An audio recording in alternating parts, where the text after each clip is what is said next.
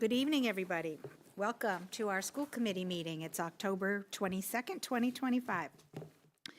We start each meeting reading our vision statement. The Ashland Public Schools strives to be a model district that creates a culture of inclusivity for our diverse students and staff who feel safe and supported, are empowered with the academic and social emotional skills to pursue their chosen path, and embrace their roles as positive contributors to local and global communities. This meeting is being recorded by WACA Cable TV.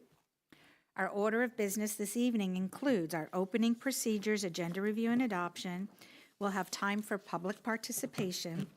And the reports and presentations include National School Development Council Awards for Academic Growth and Student Leadership and Learning, Massachusetts Association of School Superintendents Award, Ashland Middle School, Aaron LaChapelle, Warren Approvals, Superintendent's Report, Assistant Superintendent's Report. Our action items, discussion, updates, and votes include information about the superintendent's evaluation, Joshua Gracias, grade 12, Eagle Scout project proposal, AHS Environmental Club storm drain project proposal. Policies for a second read and vote include IKF graduation requirements, IKFE competency determination, and our consent agenda includes, oh, did I miss one? Thank you, Jim. JEC, middle school pathway exploration. And our consent agenda includes approval of gifts and donations, minutes from September 24th, 2025, and minutes from October 8th, 2025. We'll have reports of school committee members, and then we will adjourn. I will ask if everyone's okay with the order of business and take attendance. Marcy? Yes. Tina? Yes. Paul? Yes. Mark? What I heard, yes. Yeah. Trust me, it's all good. It's all good. Okay. I'm going to ask if there's anybody in the, either online or in the audience who wants to offer public comment. Sure. Okay. Seeing none, we are going to move to our first item on the agenda, the National School Development Council Awards for Academic Growth and Student Leadership and Learning. Great, thank you, Mrs. Tosti. It's always a pleasure. Each year, as a superintendent, I get to offer 3 awards to students, seniors, hopefully before they get all their college resumes and recommendations and everything in place. So with the help of Ms. St. Kerr, as well as the counseling staff, I reach out and get a little bit of information on a number of students. And the 2 awards we have tonight, NESDEC is a company that we utilize that helps us with our enrollment, working with us on a close basis for professional development. So it's nice that they give us that opportunity.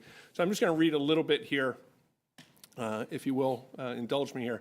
The NESDEC Award is presented to high school seniors who have consistently pursued a high level of academic effort and who have also served as positive role models for the student body. Recipients of the award exemplify admirable character and accomplishment. When I call your name and have you come up, and Chair Tosti will present the award to you. So I'm proud to present the first NESDEC Award to Maximo Gamboa. Maximo is not only one of our highest achieving students, but also an exceptional young man, both inside and outside the classroom, as well as in, yeah, get your accolades here, as well as in the community. Academically, Maximo has been outstanding. With an impressive 4.45 GPA, he ranks in the top 10% of this year's senior class. He consistently challenges himself with a rigorous course load and was recommended by his teachers for 5 advanced placement classes this year, and an endorsement of both his intellect and work ethic. A trilingual student, Maximo has earned the seal of biliteracy in Spanish and is on track to earn it again in AP French. Maximo is also an ideal student athlete, dedicating himself to wrestling and especially varsity tennis, where he served as team captain last year as a junior. He served on the School Committee Advisory Council last year. Maximo plans to study mechanical engineering in college, and I'm confident he will excel in all his future endeavors. It's my pleasure to present the NESDEC Award to Maximo Gamboa.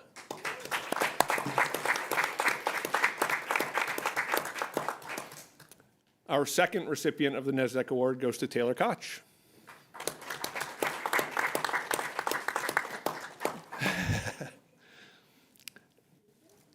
Taylor is a respectful, passionate, empathetic, and highly motivated student who consistently demonstrates exceptional collaboration skills. Ranked among the top 10% of her class, she has maintained an impressive GPA while embracing a rigorous course load throughout high school. Beyond the classroom, Taylor has been an active and engaged member of the school community. She is a member of the National Honor Society, an AP Scholar, and has served as student representative on both the Student Council, Site Council, and the Youth Advisory Council. She has contributed as a peer leader, participated in academic decathlon, joined the Make-A-Wish Club, taken part in the Give the Kids the World trip, and written for the school newspaper. As captain of the varsity softball team, she exemplifies dedication, compassion, and balance, making her a truly well-rounded individual. Taylor plans to study political science in college, and we're confident she'll continue to excel. It's my pleasure to present the NESDEC Award to Taylor Koch.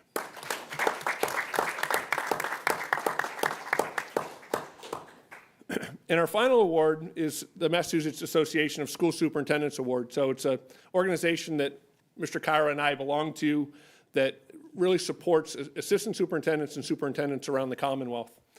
So this award is presented to every school district, often in the fall, as I said before, the senior year, to students who exemplify academic achievement and community contribution. I'm thrilled to announce the Academic Excellence Award to Zia Kashwan.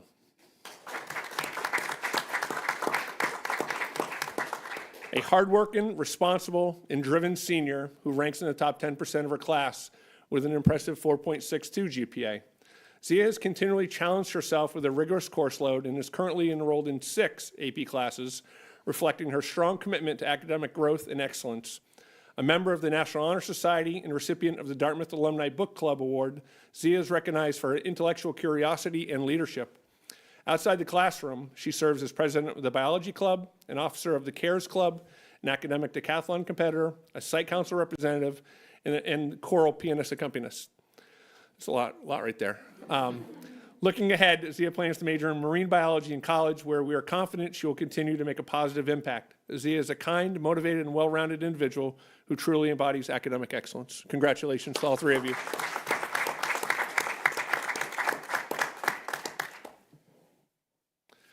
And you don't need to stick around. You're welcome to go. But we're very proud of all of you. Yes. And that is Yeah. an amazing list of accomplishments. Well done. Congratulations. Great job, everybody. Thanks.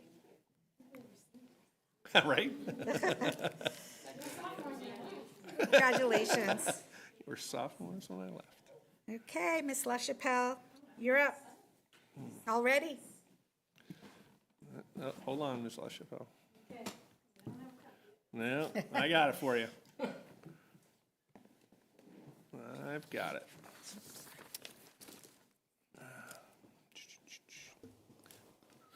Here, LaChapelle. I can start before you get it up. Yeah, go ahead. Okay. Thanks. Good evening. I'm just here to provide a very brief overview of kind of how the schedule rollout and changes have gone. As you know, I was here many times last year to talk about the changes that we were going to make. And now that we've started, I wanted to just give you a little bit of an update. I think important to note that the theme for the year at the middle school is positivity, flexibility, and grace. We've had a lot of change, and it's important for me that the faculty realize that I'm acknowledging that it's a lot and that we need to work through any difficulties together. So just to summarize why we made a change, we were really looking at, are we meeting all students' needs? Coming in and looking at the discovery block and if it was equitable for all students and meeting needs. And we did not feel that it was. The data, our data showed we had pretty significant gaps in reading, and then our STEM data for the science standards, the way it was previously being taught, was not allowing students to have full exposure to the STEM standards by the time they took the 8th grade MCAS. Our Title I, EL, and SPED services all previously were taught into one block, which really made a compliance issue, as well as not having the ability to divide students out based on student need and leveling. And then looking at an intervention block, which I'll get to next. So if you remember, we made changes to each grade. By removing the discovery, students still have 5 core classes.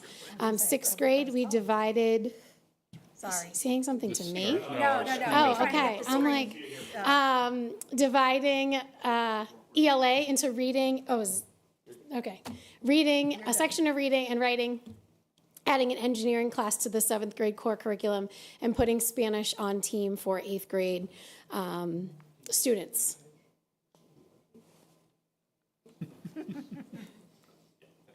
Thank you. So what student schedules look like, they have 5 core classes on their team, which leaves 2 blocks for unified arts or wellness. It's also the block where students receive academic support or additional Title I support. With these changes, we were also able to streamline and give a little more consistency to how often wellness and unified arts were meeting. So all students went from wellness meeting 60 times a year to 90. And unified arts from meeting 30 times a year to 45 classes a year. Band is meeting all year long for all 3 grades. Our chorus numbers were happily so high for 7th and 8th grade. The original intent was chorus would meet all year as well. 6th grade chorus is meeting all year long. 7th and 8th we had to semesterize because the numbers were so high that we did not have a space for them and needed students to have to put into all the other unified arts. So I think it's going to work out really well. For the 7th and 8th graders to have additional exposure, though, and for them to still have the opportunity for chorus and concerts and things like that. Support blocks are not limited to 1 block throughout the day now, and we're able to group students specifically in reading and our Title I math into leveled need, not just they need support, and this is the block that works. So how's it going? Overall, it's going really well. The first few weeks were definitely a big adjustment. I would say more so for staff than for students. Staff, while they core content teachers on team had 4 classes in discovery, having that 5th core content class of saying kind of the same thing the 5th time with another 20 plus section of students to grade and prepare for definitely was a shift. Discovery, lots of them were using it in different ways, but it got them to do something different in that block of the day. So it was definitely an adjustment and a shift. Now that we've settled in and we're almost done term 1, I think we've turned a corner on some of the stresses of it, and we've really found our groove. It was very evident in the start of the year, though, the discrepancy in how Discovery was being used, because some people really felt the loss of that in a very tremendous way, and others did not, which shows that it was not being used as an effective 45 minutes every day for all students. The new curriculum, I think, is the most exciting part. The 6th grade reading and writing teachers, I think if you got them up here, could go on and on and on about what they've already seen for this and what we envision the long-term impact of dividing reading and writing out to be. I've observed some reading and writing classes and just the depth they're able to go into, specifically with reading and being able to preview plot and character development and context and things like that. And then writing, talking about the mechanics and the grammar. They're just really getting a double dose of it, which not only does the data show that we need, but it's allowing both classes to take a pause and really enjoy the content instead of rushing to get through it. I think I had the most staff do summer curriculum work in the district, and I can't shout them all out, but I will shout out Chloe Dignaco and Caitlin Gentile, who are the 2 teachers teaching engineering.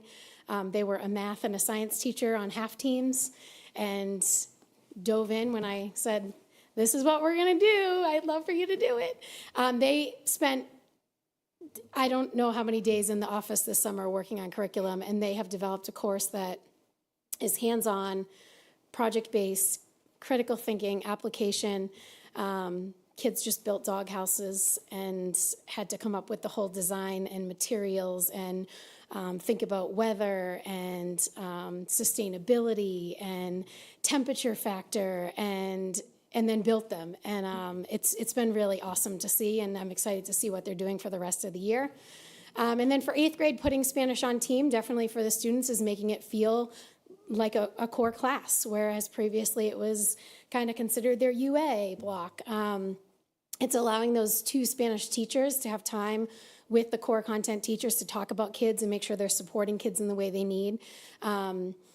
We did learn early in the year. We had a little bit of a bigger gap than we expected with all of the staffing issues we had with Spanish last year, as you know, again, a reason I was here a lot last year. So they paused and reset and are really following the Spanish 1 curriculum to fidelity right now, and feeling like even though some students had a good basis last year, all they're doing is getting more repetition of it. So hopefully ending the year with everyone feeling really prepared to go to the high school. Special education, I will say, has some really great positives, and this is probably the area where we learn the most from right at the start of the year for things that we can do even better next year. From a compliance standpoint and grouping student standpoint, far improved. But specifically in grades 7 and 8, where our inclusion teachers are not team-based, they are content-based, making sure that we are pairing liaisons with students that they see the most often definitely needs some finagling for next year, which we can definitely do. Like I said, unified arts teachers are loving the consistency of seeing the students and being able to just continue with their curriculum versus like, what did we do 5 days ago? Something that is feeling a little bit lost for those that use it really well is that flex block, or giving students that what I need time. While we don't have a formalized way to work it into the schedule right now, I have been transparent with teams that I want them to try things to see what works for them. So I have a variety of teams doing things in different ways. A couple of the 6th grade teams are using the last academic block every Friday as a catch-up block or a what I need block. I have some 7th grade teams who are using the days they have second lunch. They go to 30 minutes of the class, they go to lunch, they go back, and the last 30 minutes is a flex, or do I need to go see my science teacher instead of my math teacher? So we're modeling some different things out. I think it's probably the biggest discussion we're going to have this year if we look at making any significant change to blocks or timing and things like that, to add that in, not on a daily basis, but maybe a weekly or twice a week basis, just to address when students are absent or students need a little bit more intervention time to work it into the day. We started data teams, which is really exciting, really looking at our data and the data itself, as well as anecdotally what students need. And we're starting a new tracking system of that to figure out what supports we're putting in place and how they're working. And then starting tomorrow, my ELA math, science, and then civics teachers are going to dive into our MCAS data to look at the standards and questions to see what curriculum impacts or changes need to be made for this year's content. That's it. Awesome. Does anybody have any questions? So I'm curious, Erin, the sort of things that you're going to look at in the longer term. I know it's obviously only a few weeks of this. That would be like the measures of success, you know, whether that's culture in the building, whether that's assessment, or there's specific things that you're looking for that are going to sort of be, okay, that confirms what we are thinking here in real terms. Yep. And some of it's going to take a little while to play out data-wise. I think we are optimistic we'll see significant growth in our 6th grade iReady scores this year by the end of the year, even potentially the mid-year diagnostic based on the reading and writing. Our engineering class, it would be this 7th graders, so it'll be the end of their 8th grade year that they'll test on the science standards that will have kind of that data piece. But from an anecdotal, like, again, standpoint of how the building feels and how the teams feel and things like that, I think we're really, the thing we are most comfortable with right now are the curriculum decisions we made for what to add each grade. If you ask my ELA teachers, they want reading and writing in all 3 grades. I don't think the students would necessarily want that. And they're really liking the engineering piece. But yeah, some of the data is going to take some time to play out, but I think in regard to the day-to-day logistics of the schedule, that's really all we're evaluating right now is are we going to make any changes with that at the start of next year? And that's a to be determined. It would be small, I think, if we did, but it would be to fit in some more structured time, I think, for that intervention or win type of block. Yeah. Hey, Erin, do you get a feel yet on how any of the staffing implications of the changes are going to play out? Right. I know with what we had in place, any kind of ebbs and flows in student population was very challenging to staff, obviously, and that's why we had the half teams and we did all that stuff. And this was also supposed to, you know, help with some of that. And do you get a feel for whether that's playing out as we expected? We might need to, you know, just want to understand that potential implication down the line at some point. Yeah. I think right now, I mean, I think any principal would say we will always take more staff. I mean, but it's what we're able to, right now, our class numbers and things like that are really, really solid with what we have. It's our intervention supports, I think, would be where we're going to need potentially down the line. I have one Title I math teacher who is fully scheduled and could take more, I'm sure, if we were able to give him more. And then our reading specialist, Melissa Steinberg, switched from an 8th grade ELA teacher to reading, and she's done an amazing job with our data and making sure students are getting shorter term interventions and support. So right now, with the staff we have, we're good. And the half teams, you know, the change of that, I think, using the staff that I had to the ability I was able to use them, where they ended up, I think, is a good fit for them. Can I steal your mic?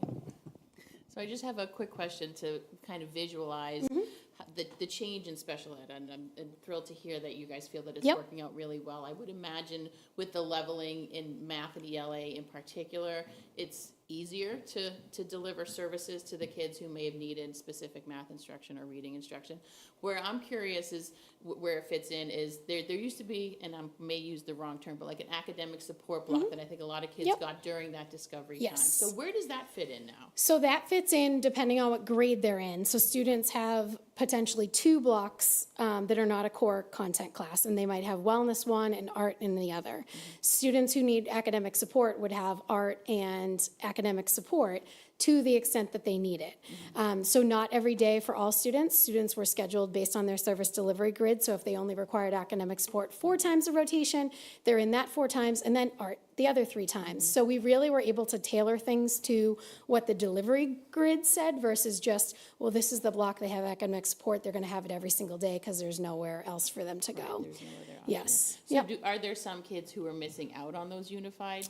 So they arts might have less blocks? of them. No one has no unified arts or wellness. Everyone has wellness. Everyone has some level of unified arts. And for students who did have academic support, there was some conversation of what might be your most interesting unified art to make sure that we're trying to tailor student schedules to meet their needs, since there is a limited time for them to attend. But a lot of discussions with the special education staff have been, do they need academic support every day? Because if not, now that we have the ability to get them into a unified arts class in the same block. So I don't know the exact data, but I would say it's probably close to 50% of our students who now have it every other day and are alternating it with unified art. And then in their other block, they have a full block of wellness or unified arts. Yeah. Great, thank you. Anybody else? You're off the hook. Well done. Thank you, Go Erin. while you can. Thank you, Erin. Good stuff. Okay. Next up, warrant approvals. Doesn't have the first thing, so I'll add it. I, Paul Kendall, authorized by my signature. Oh, wait, it just changed. The blurb's different, sorry. Between October 9th, 2025 and October 22nd, I, Paul Kendall, authorized by my signature payable in the amount of $472,682.54. This includes general fund expenses of $193,416.62, revolving expenses of $273,889, grant expenses of $5,290.37, and meals tax expenses of $86.55. Thank you. Superintendent's report. For time's sakes, because we've got to be done by 6 for the next meeting, and we have 2 student presentations, I have nothing to report tonight. Okay. Mike? I think that's what he's saying. Mine's very quick.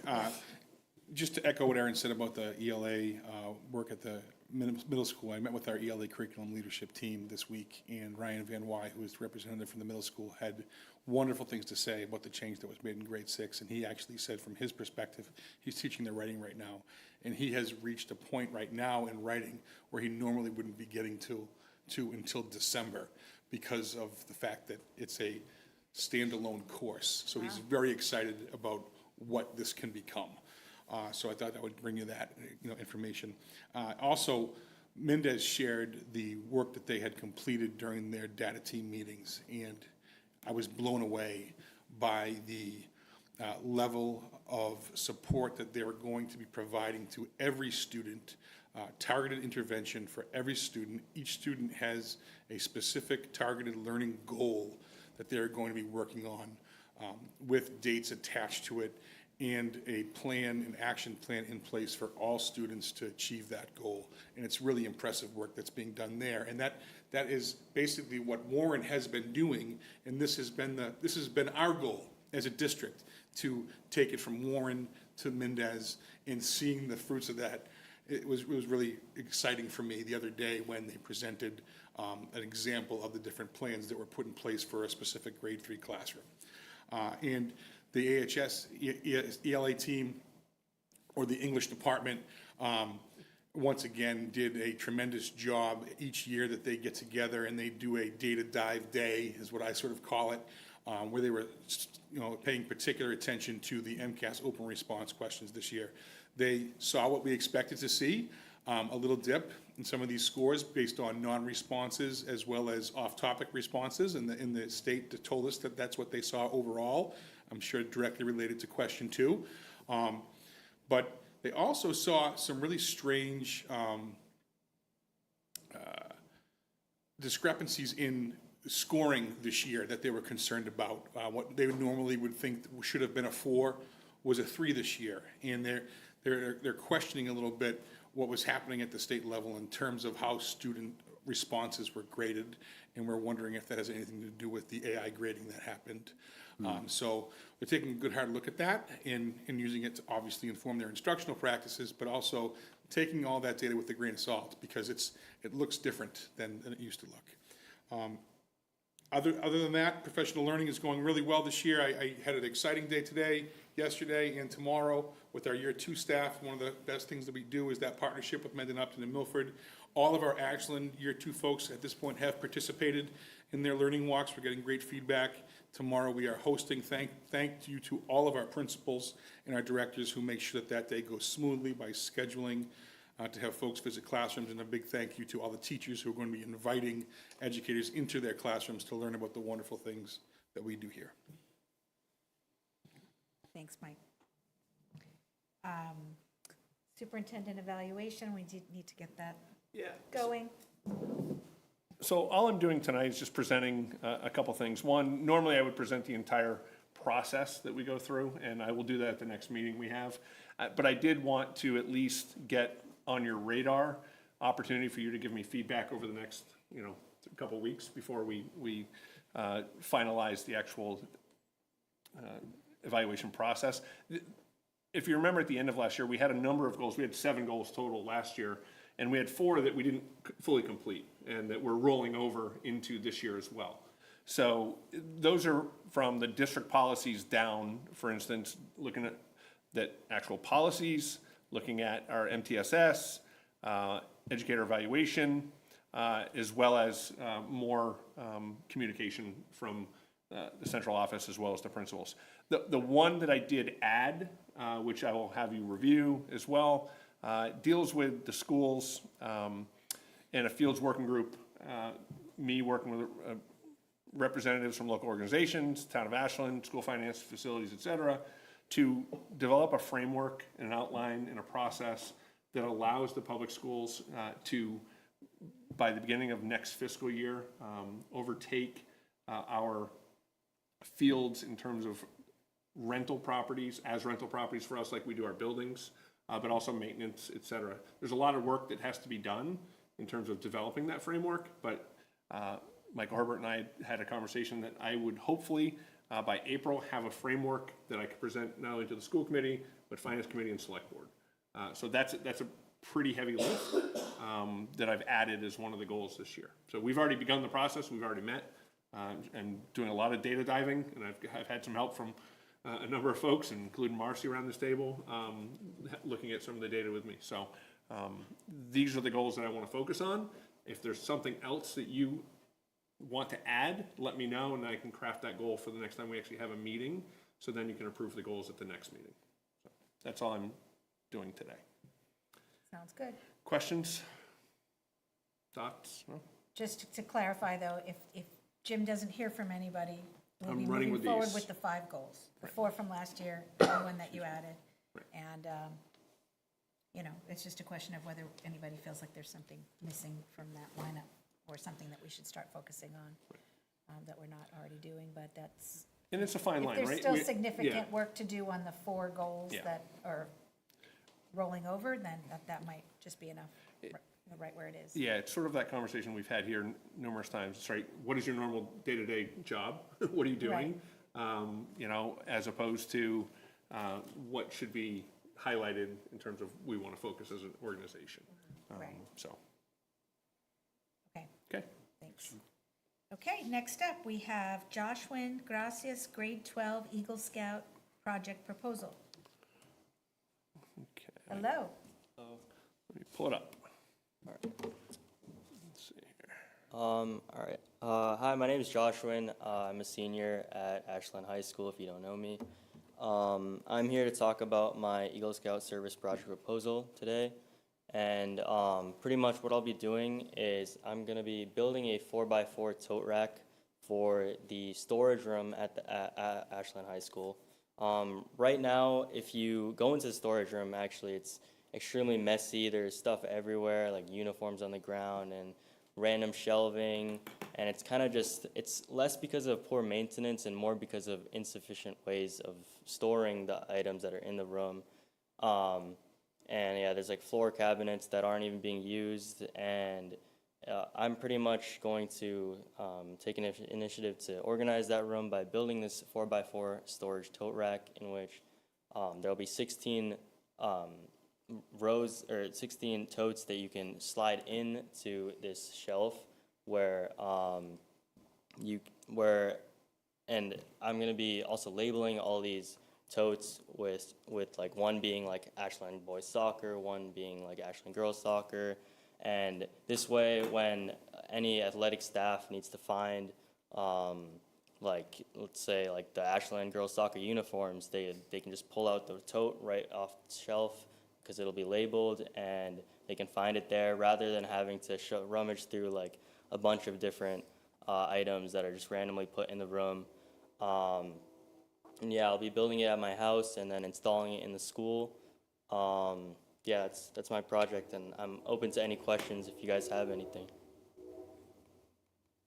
I'll let you guys go first. So in your description, you talk about meeting with Mr. Anderson. Have you met with the new athletic director? Yeah. Initially, I met with Mr. Anderson and talked about it, but he obviously left, so I met with the new director and talked to him about it. Okay, and would there be any changes from his perspective, or? No, I think we discussed pretty much the same thing. Yeah. And have you met, what other staff have you met with? Have you met with, I'm assuming, Ms. St. Yeah, Clair? I met with Ms. St. Kerr. John Murray, our Yeah, facilities director? I also met with him. And we talked about the project, yeah. Okay. Oh, yeah, he also, the new athletic director also did this very similar project at his school. Oh, so he wow. said it was good. That's great. And Mr. Murray's, I mean, if you want to speak to it, I mean, he's certainly in favor of this project, so. Yeah. Yeah. Yeah. Yeah. I'll say that Mr. Connery was very excited. Yeah. And they just done the same thing at West High. Yeah. That's awesome. Is there work that needs to be done? I mean, obviously, it sounds like the real problem is just lack of the organizational system, but is there some work that needs to be done with the teams to make sure things end up in their proper place and not like back on the floor? Like, are we working with people to make sure they yeah. work with you and make good use of what Yeah. you're doing? Obviously, yeah, it should be like a group effort, but Yeah. because everyone needs to kind of pitch in. But This would kind of be easy because like if like, I don't know, like the boys soccer coach comes in and needs to put the uniforms in, you'll be able to see, oh, this totes boys soccer, and he can just put it in rather than having to just throw it somewhere and then not know where it is the year after. And not familiar with the room itself. Just from a capacity perspective, if you're building this, is there room for another one should the need be? And have you thought about whether at some point in the future there's need for additional capacity and how that would be? Yeah, there would be a good amount of room after I built this. I mean, it would just be standing up on one wall. It's a relatively small room, but there'd be a lot of space to like walk around and even store other things. And if need be, there you could build another one. It's a narrow room for sure, right? I mean, I've been in there numerous times and, yeah. So I'm also not familiar with the space, but are the totes already there? We just need like a specific storage structure to hold them on, or are the totes a part of what you'll be? Yeah, the totes are also a part of what I'll be putting into the room. Yeah. Great. Sounds wonderful. Great idea. It sounds like Thank you've you. talked Yeah. to everybody that you need to talk to on your end. What's your time frame? I'm planning to start the project this week. I want to kind of get things going because like I want to also use it for college and talk about it in my college application. So Of course. Are you getting any like donations of supplies or anything, or is it all on you? right now it's all on me, but yeah, that's Well, thank you. covering But- it. Yeah, but and anybody who's listening, you want to donate? And Jim, I assume because this is a freestanding thing, Yeah. there's nothing we need to do from an approval perspective. It's not a permanent structure of any Correct, sort. it could be moved if you Yeah. needed to. Ms. Sinkar, did you have something you wanted? Yeah, I just want to share, because I don't think he even knows this, but one of the community service projects last week was to clean it all out. So Oh, really? Yeah, ready. yeah. It's ready for ready. you, Joshua. Yeah, Perfect. Yeah. excellent. Thanks, Lee. Well, it sounds like a wonderful project that everybody's on board with, so if somebody has a motion to approve the project. Well, I don't think you have to, but No. I think it's good to have it on Yeah, record. I yeah, mean, we can certainly I think do it's that. good. Yep. Yeah. So I'll move to approve the project as presented. I'll second. All in favor? Aye. Great. Excellent, thank you. Thank you, guys. Good to go. Thank you. Have fun. Next. Be sure to come back with pictures. when- Yeah, Yes, yeah. please come back. The AHS Environmental Club Storm Drain Project Proposal. Hello, and welcome.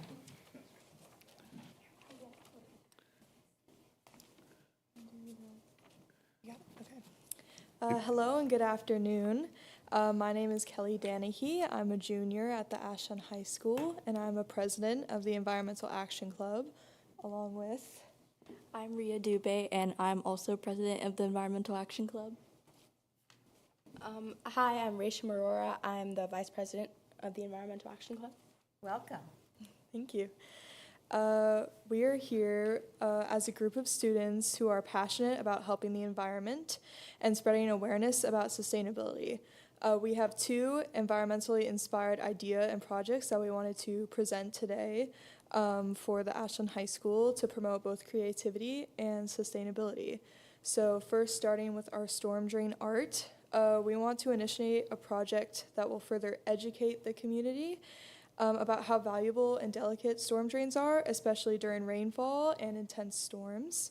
However, waste like trash, fertilizer, and even dog poop are littered into storm drains, which then wash into our local rivers and lakes. And in order to promote this mindfulness, we have decided to create a project which is storm drain art. We would like to do it at the back of the high school, which is where parent pickup and drop-off is, and we would like to promote a design, which is right behind you, right on side, which is the Ashland letter A, and it's draining into the storm drain. So our idea is to paint this with the whole Environmental Action Club, all each helping to paint and to promote sustainability across the high school. And we would like to carry out this project on Saturday, November 8th, particularly in the afternoon because of sports, and our rain day would be Sunday, November 9th. as an extra day in case November 8th does not work out. But it's an eye-catching design on the pavement surrounding the storm drain. So we just want to promote sustainability at the high school, and hopefully we could do this at other public schools as well. Sorry.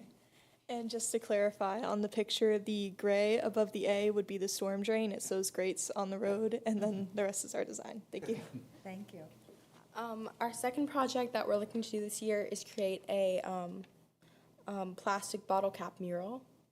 So the Ashland High School uses a lot and disposes of like a large amount of plastic water bottles every week. We do recycling around the high school, and we can see it every week, every Monday.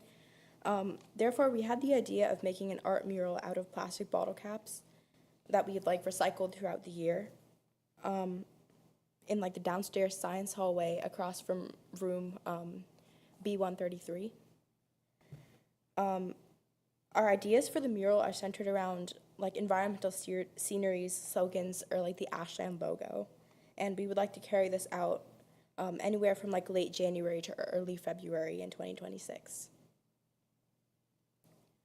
I have some papers with like some design ideas that we wanted to look at. Can I pass? Awesome, thank you, Sheriff. You want to pass them along here, and while you're doing that, questions for the ladies? It sounds like maybe you've Oh, wow.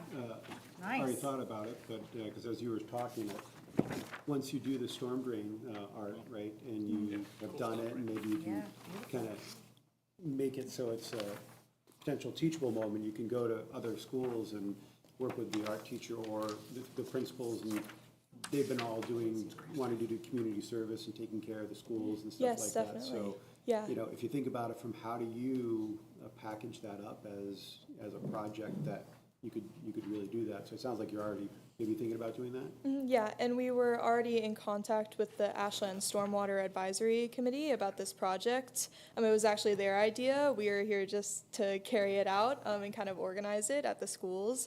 But that's definitely one of our goals, is to spread this project and this artwork to other schools and maybe other parts of town too, to raise awareness for stormwater pollution. How many drains do you intend to do at the high school? Just one. Just one, okay. There is a storm drain that's right by the like parent pickup and drop off area, close to the crosswalk there. So we think that would be the best spot for visibility to put the artwork. So I love the idea of the visual, because it gives people a reminder to be mindful of what's going down the drain. You guys did a great job at the beginning of your presentation of discussing why it's important to think about what's going in the drain. So have you thought about any kind of education campaign to share with your students or others in the community why this is important, in addition to the visual reminder? Yes, we have talked about it, but we haven't put any plan in place. So with the Stormwater Advisory Committee, we also talked about maybe talking to the WACA-TV and doing something with them. Also, we often do posters around the school, so that's another thing we could do just at the high school, maybe possibly to other schools too. We know we could do the morning announcements. Tabletop? Oh, right, and the tabletop I heard it over here. signs. Yeah. Get hungry at tabletop. Yes, No that pun is for also an option. So, Another option you could consider is, I think it's not, I'm not close enough to the mic, but Michael Herbert sends out a town newsletter that goes via Oh, yes, email. yeah. And so that might be a nice connection to the town and to spotlight the awareness you're raising. yeah. They love to highlight, things going on in the community, and this is a great one. And I could see a lot of the Warren kids loving this. Yeah. And Pitaway. Like, don't forget that preschool. They'd be Yes. gluing those bottle caps. Yeah, yeah. No Yeah. problem. Right. And what a great way to educate the younger kids Yeah. in our community, especially if you guys do expand this and it goes to other schools. I think it would give you a great opportunity to have some time to teach them why you're doing it and what that means. Yeah, that would be So, awesome. Yeah. A reminder to myself and WACA is that we said last year that I would go periodically to share what what's happening here on school committee, so I will spread the word there as well. Oh, thank you, yes. that would be It sounds lovely. like you've already talked to Ms. St. Clair. I know everybody, you just want to make sure you've talked to everybody that you need to talk to about installing the art in the various places, but and how many other students are working with you, or is it just the three of you? We have 19? a little less than 20 in the club. Awesome. So we know there are definitely, probably not all members who are available to help us paint, but we know definitely that there is a good chunk willing It's to just help not in the us. three of you, yeah. Yeah, And yeah, It yeah. sounds like you've thought through your timing and all of that, so, sounds wonderful. Yeah, it's a great idea. And we'll How help how are you pass getting the it paint? forward. You purchasing it yourselves? Yes, and the Stormwater Advisory Committee Okay. offered to foot some of that. But for paint-wise, Ms. St. Clair said we could use the same brands of paint that the seniors use to paint the parking spots. You should survey those seniors who painted their parking spots, having a senior. probably We have have to, lots yeah. of paint at home, so Yeah, take a true. survey before you buy. Yeah, they may be more than willing to donate it, and you could probably use some of that. Yeah. It's a great idea, Marcy. Have you guys also thought about reaching out to other clubs and maybe having them volunteer with you guys? Like, I don't No, know. we haven't, but we think- definitely I could. think student council would love to Yeah. help out with credits or something like that. And also, if you want to maybe send it in the newsletter that's sent out every day that Ms. Cheney sends out, I think people would love to maybe volunteer with you guys. Okay, yeah. Awesome, good stuff. Thank you so Great much. job. Thank you. All right, Thank you. good luck. All right, policies, fun stuff. I hate going to policy after all these great meetings with students, and then Right, I'm like, yeah. wah, wah, wah. But it's a second read, Lori. It's a Yeah. second read. Second read, Right. exactly. So, It'll be quick. so if you want to go in Yeah. order, I mean, the graduation requirements, nothing changed from the last conversation. The only one that had a change from the initial read was the competency determination. And as I stated before, all that is we had to list out the courses. So Kelly, let's see if I can pull it up properly here. Kelly went back and made sure that we had the courses so we could list them in the policy. This is what was missing. So that was the only thing that we added to Right. the first read. And, you know, again, these have to be uploaded by November 1st. Unless we seek an extension, I don't think we will. That's sort of the reason why I want it to be taken care of now. Sent or online? Well, they need to be in the DESI portal by November 1. What is integrated analysis? It's math. Yeah, yeah. I thought, but Well, this is what you gave me, so I can change it. I will change it, yeah. But it is math, correct. All right.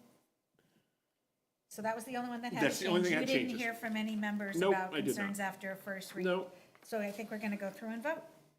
Who's got a motion on IKF, the graduation requirements? move to approve policy IKF graduation requirements as presented. Second? All in favor? Aye.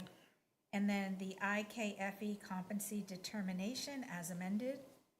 Move to approve policy IKFE competency determination as presented. Second. All in favor? Aye. And then third, JEC, middle school pathway exploration. I move to approve policy JEC middle school pathway exploration as presented. Second. All in favor? Aye. Aye. And do we have a motion to approve the consent agenda? So moved. Second. All in favor? Aye. Aye. All right. We're on reports. 11 minutes to go. Take your time. Yeah. So this is a big weekend for Ashland High School. We have our homecoming game this Friday and the homecoming dance on Saturday. Tickets are for sale, and you can look for that. It should be in the daily announcements. Seniors are starting to get into the thick of it with college applications, with the first round of early actions due November 1st, so it's coming up. I got to get on that. Within days, Abhishek. Maybe you don't want to stay for this next meeting. Other than that, it's been pretty much mostly the same. Seasons are starting to wrap up for sports, but other than that, good day at the Ashland High School. Awesome, wonderful, thank you. I attended the middle school site council, and a lot of the discussion was the presentation that Erin made. But one thing to mention is the Keefe Tech Showcase is tomorrow, so many people are attending that. And the way that you get into Keefe Tech has changed. There's a state mandated lottery now, and you get certain, I don't know, you can get certain number of tickets to enter the lottery depending on different criteria the state has put in. So that's going to be a change. But going forward at the next meeting, we're going to talk about grading policies at the middle school and how they're looking at that as a staff, and working with both the high school and the Mendez on discussions about multi-tiered support. So, good discussion. Awesome, thanks, Marcy. I don't have a ton to report, though this afternoon I was able to go to the unified basketball game at the high school, Oh, which fun. is always fun. Ashland squeaked out a win. I think the final score was 58-56, and Oh, wow. they were all engaged. Barnburner. And I was just gonna say I may be slightly off, but they won the game. And there was a lot of 8-6 then? they were there was a lot of enthusiasm. The students were having a great time, so it was always nice to be able to stop by that. Scoring more than our varsity team. Wasn't gonna go there, Abhishek. Yeah. We'll make sure they know you said that. Yes, this is on film. So, not much. I did attend the Mendez Site Council. We had policy subcommittee meeting. Other than that, not too much. I don't have anything for tonight. I did attend the Warren Site Council, and we were focusing this time. First of all, there's a few extra new parent members this year, so it's great. Like, we have really good participation and some new faces. But we all know, I guess, Warren is the building where there's the most need for volunteers and the most opportunities for volunteers, right, in that building. They help the teachers a lot. But since COVID, though, it looks a lot different than it used to. And trying to re-engage people to come back and try to also better define like what a volunteer is. Like, when the word goes out for volunteers, some people might be hesitant because, like, what are you asking me to commit to for the entire year?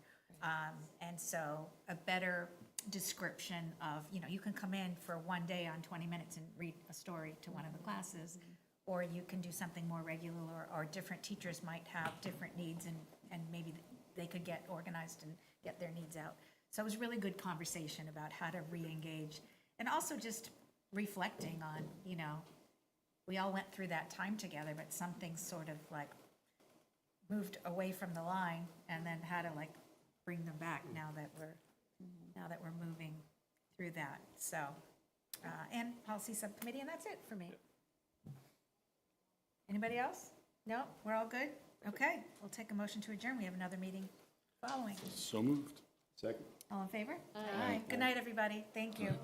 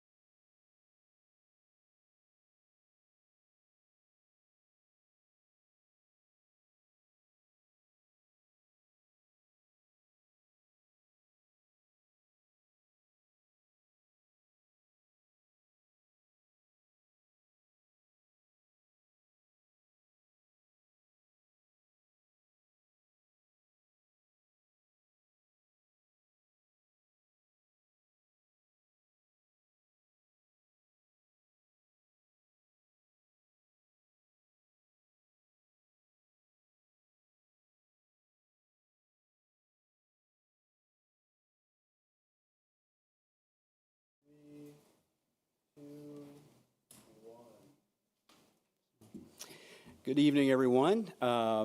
It's nice to meet again. So this is the October 22nd, 2025 meeting of the Ashland Tri-Board, which is a meeting of the Select Board, the School Committee, and the Finance Committee.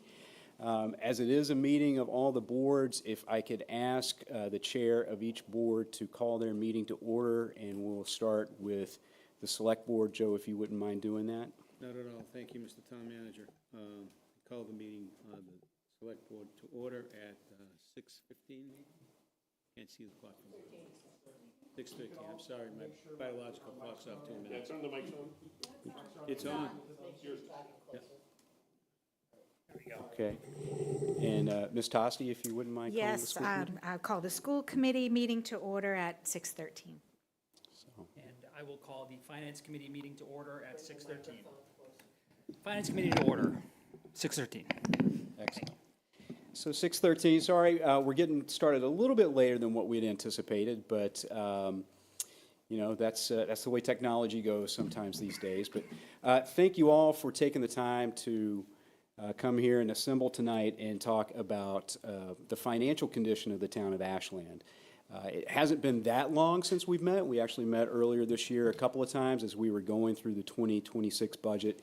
And as we saw during the course of that time in those discussions, we're facing some serious financial challenges coming up. Well, actually starting in FY 2026, and they're actually only going to get worse as the years go on unless we take some kind of action and make some kind of decisions, which is one thing that we're going to be talking about tonight. I will say that even though this might seem, I don't know, kind of almost as if a surprise, and it might be a surprise to some of the residents, as I'll show tonight and as we go through it, and I think the superintendent would do the same thing, you'll see that this has been a time coming, and what we've been able to do is manage by being creative, by being hardworking, and by being selective in what we do and how we do it. So before I move on, I just want to introduce Superintendent Jim Adams, who will also be presenting tonight. And we have a number of staff here from both the school department and the municipal side. I won't take the time to introduce everybody, but I think their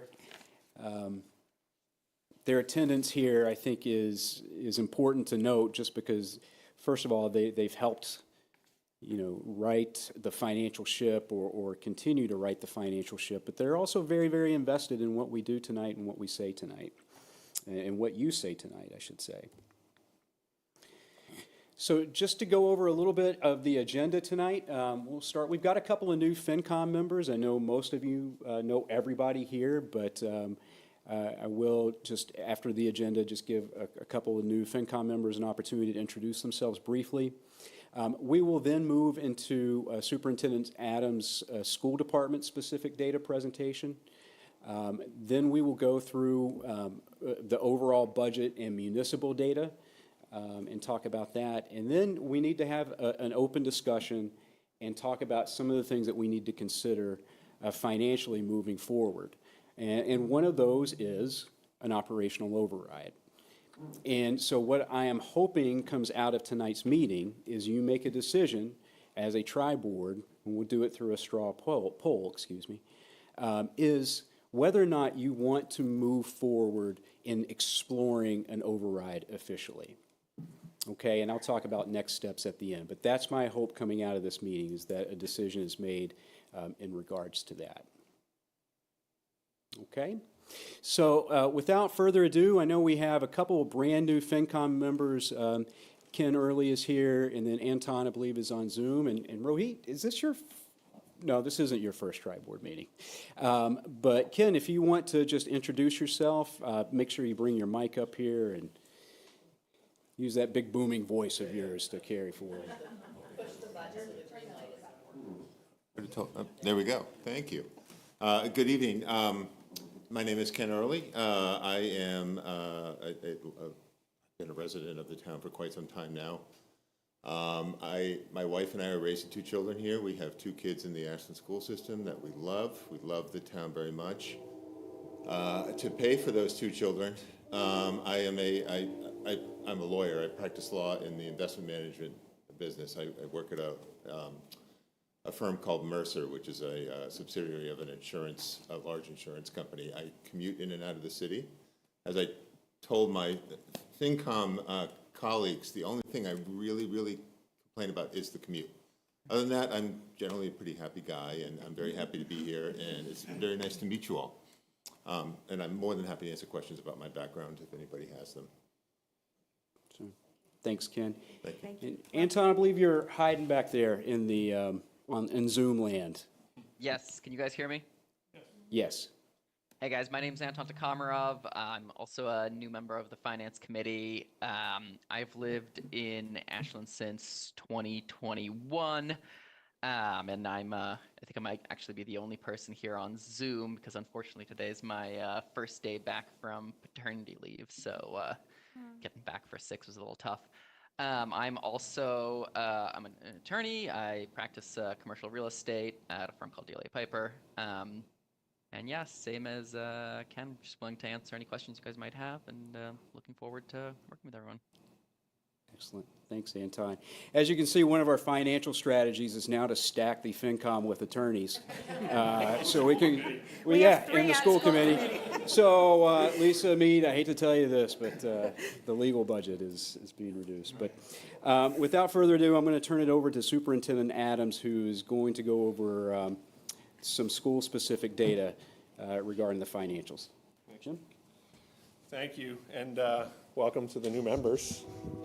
Throw you right into the scalding water of having just conversations about town finances and overrides, et cetera. So again, for the community, Jim Adams, Superintendent of Schools, and I'm just going to present really a grand overview of where we are from a school perspective with finances, because I think as we look at finances from the general government and the school side, obviously, Michael and I have worked well together. This is my 12th year as superintendent, and we've really worked hard at developing a relationship and working through the financial impact of not only the schools, but some of the special considerations of schools, such as the building projects in town, the apartment complexes, the move-ins, the special education costs, the rising special education costs, the cost of transportation, utilities. All of these things are really having a detrimental impact on our overall budget. And I just want to, again, share an overview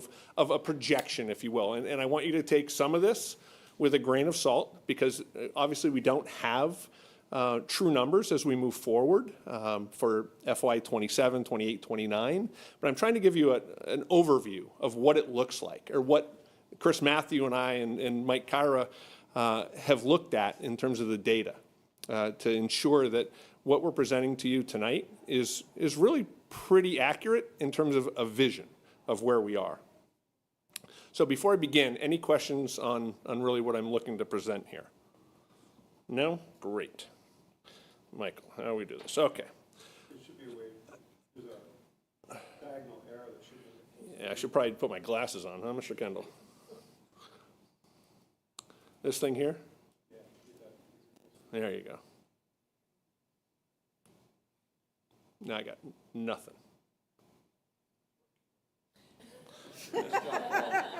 Delete. Yeah, we'll just stick with it here. Okay. So this screen here, and I apologize for not having handouts for y'all, but some of this got finalized a little while ago, to be honest with you. Partly, I'm giving you a presentation here that makes a number of assumptions, right? And these assumptions go back to policy and conversations that we've had as a community over the past 12 years, to be honest with you. And really where we've begun our conversation from a school perspective is when we look at our operating budget or our appropriated budget. We typically start and have started with a 3.75% increase. That's where we've begun our budgeting process in years past. And that came out of conversations with the town many years ago and policy. This is the number that we stuck with. That doesn't mean that's where it ended up. It just means that's our beginning point. So what I am trying to do here is really show you what 3.75%, if we just stayed on that number, what does that really look like in terms of service delivery, in terms of our ability to manage a school system of 3,000 kids, 500 employees, and close to a $50 million budget. So I think that's important, step number one. So FY27, for instance, would look like a $1.66 million increase at 3.75% over the appropriated budget we had in the Springtown meeting. So you can follow the trail there, right? But what I think is critically important is that you understand that's really not our budget. That's what's appropriated that comes out of taxpayer funding. The rest of it, the rest of our budget comes through either grant funding, school choice funding, so students who are choicing into our system. It comes from charging families for transportation. It comes from charging for rentals of our facilities. It comes from many years ago of hosting international students. So there are a number of things that go into the budget that you don't see as an appropriation. And I think that's critically important because when we start losing school choice revenue, when you start losing building revenue, when you start losing grants, potentially from the federal government, those all have really negative impacts on the overall service delivery to our students and our families.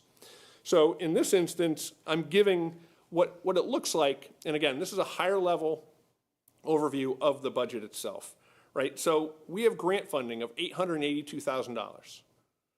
We have school choice revolving, meaning we have and use school choice monies to help offset our budget. So it balances to that, whatever that number, appropriated number is, right? Just in case everybody doesn't know what school choice. Sure. Do the 5-second version of that. I'll do the 5-second, $5,000 version. So school choice in Massachusetts is, under Mass General Law, allows for school districts, towns to opt into the ability to have students come into your community from other communities. You get $5,000 a student. That's what we get for a school choice student. So each year the school committee has to vote on whether to open up seats or not. So I'll give a quick example. Let's go freshman year, high school, 5 seats are opened by the school committee in April. We fill 5 students who come into Ashland High School, say from Framingham, Holliston, wherever, you get $25,000. So that money can be used for any purpose. Unlike transportation, which has to be used specifically for transportation expenses. So when we charge families to utilize the busing, that has to go towards paying for transportation, where school choice funds can be used for anything. Okay, so is that, yes? I have one question Sure. on that in regards to when you then look at Chapter 70. Yeah. So we get $5,000 for the students that are coming in for school choice. Yep. But then when we go back and we do the review of our student numbers for Chapter 70, do we get additional funds for those students? No. Or not? No. They are So out. we're They are only ever outside going of. to get $5,000 a year well, for each of those students? At a or- higher level, Yolanda, yes. At a macro level, let's assume a student comes into the Ashland Public Schools who is a English language learner or who is on a special education plan. We get incremental revenues Okay. in addition to the 5,000. Perfect. Right. Great. Yeah. That's what I just. But it's not correct. Joe, yeah. Does that help ease the, I'm sorry, does that help ease the delta? Yeah. Yeah, it's on. Yeah. I just have a very low voice. You want me to use my outside voice? Use Donna's voice. Okay, I'll use my outside cop voice. You won't like it. So if we, using school choice and say it's the $5,000, where's the delta? Because it costs Ashland, what? Say $16,000 a student. A student. Right. So we have an $11,000 Yeah. delta. Where is that money coming from? Yeah, so again, it's a challenge, right? So here's how I would look at it this way. Say we have 20 students in an English class, right? And the average per pupil cost is $16,000. We add one more student who's a school choice student to that 20, we're still paying the same, right? For the teacher to be in front of the kids, we're still paying for the lights for those 20 kids. It's so immaterial that it wouldn't matter. We wouldn't be adding students to our through school choice should it put class sizes over a limit where you might have to hire another teacher. Okay? So we have space, if you will, within the classroom where it's being absorbed already, the teacher's already there, the lights are still on, the heat's on, et cetera. Yeah. Okay, Yeah. thank you. Yeah, Sure. The seats are also per grade, so Yeah. it's very specific what we open up, it's not just broad. I just want to make sure that the folks at home Yeah. that are watching this Sure. have a better understanding of what. No, it's a great question. Because they're going Yeah. to say the same thing. Yeah. Well, there's an $11,000 delta So- here. Yeah, it can be very confusing. Yeah. Yeah. May I just ask a Of course. quick Yeah. point of clarification? When you say 5,000, where is that money? Is that coming from the From the state. outgoing town or from the Yeah, state? so it comes from the outgoing town, but through the state, it gets repurposed through the receiving town. So we have students who are out, who decide to go out of district. that It comes comes off. off, Okay. correct. If you look at the cherry sheet, I don't want to get too granular here, but on the cherry sheet, you'll notice there's school choice out and school choice in. Yeah. So, yeah. And obviously, our goal is to have more in than out. And years ago, we did not have that, right? We are in a position now where our choice numbers, because we are a highly desirable community to be in educationally, especially at the high school. And therefore, our numbers are certainly increasing. So, yeah. Question, how many in and how many out? So great question. Right now, we have just under 60 students in school choice, and we had less than 20 out. And that number varies. We'll know October 1, to be honest with you. Remember, we not only have students who are out choice-wise, but who attend Keefe, right? So that freshman year, they go to Keefe, and there's a different appropriation for that, right? So we probably have under 50 students at Keefe right now. Yep. So again, we're at like 47 million in terms of our real true budget, if you will. Appropriated 44. This is was an interesting task for me to think about our budget driver projections. So what does it really mean and Michael says to me, hey, Jim, where are you with your budget? What's it really gonna look like? Well, there are lots of unknowns here, right? So let's just start with things that we can predict. We can predict, and I'll make sure everyone gets this slide deck. We can predict what our salaries are, our COLA, our cost of living, so that's their raises, steps, lanes, so teachers and educators and paraprofessionals, you move year to year based on your experience and your degree status, and other personnel contracts. About 1.6 million next year. That's the increase. I want you to keep that in mind, right? So, because let's just back up for a moment. What did I say our total increase could be at 3.75%? 1.6 million. So we haven't talked about anything else yet. 80+% of our expense, our budget, is salary, is personnel. So as we continue on with FY27, what else is happening? Well, we know for a fact right now that special education costs, out-of-district tuition costs, are going to increase probably close to 18% next year. So private schools who have our students in town for special education reasons, whether it's residential or day school, we know because we've already started receiving bills for next year or letters from these schools saying, by the way, our rates are going up by 21% next year, or our rates are going up by 15% next year. So if you remember 2 years ago, and I have a slide up here, it went up 18%, and then last year was probably closer to 10. These school districts, or these school systems, private schools, are in an enviable position where they can basically set their price, and it's going to be approved at the state level. And that's a challenge for many districts. We may have less than 40 students, we do have less than 40 students out of 3,000 that are in out-of-district placements. Now, there's an offset for sure, which is circuit breaker, and we'll get into that a little bit. But as we're talking about local finance, state finance, the Commonwealth right now is under a lot of pressure to be able to meet mandated law, which is 75% reimbursement for circuit breaker. It's not going to happen this year, folks. We've been lucky the past few years where it has happened, or at 73%. There have been times where it's been in the 20s. And while state law says it has to be 75%, if the funding's not there, it's not there. So what's next? Increasing technology costs. We know on average it's about 10% of our technology, that's licenses, et cetera. But also, we have Chromebooks, a replacement cost. So we need to start filtering these into and figuring these into our overall operating budget. We don't have, as you know, there's not a specific capital plan that goes with the school system.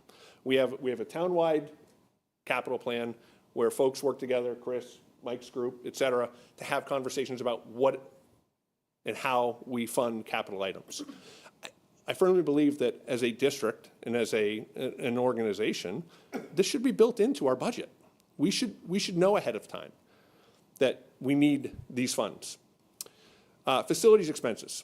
Now, some could argue this is a much higher number than normal, but we're adding in, again, projection, right?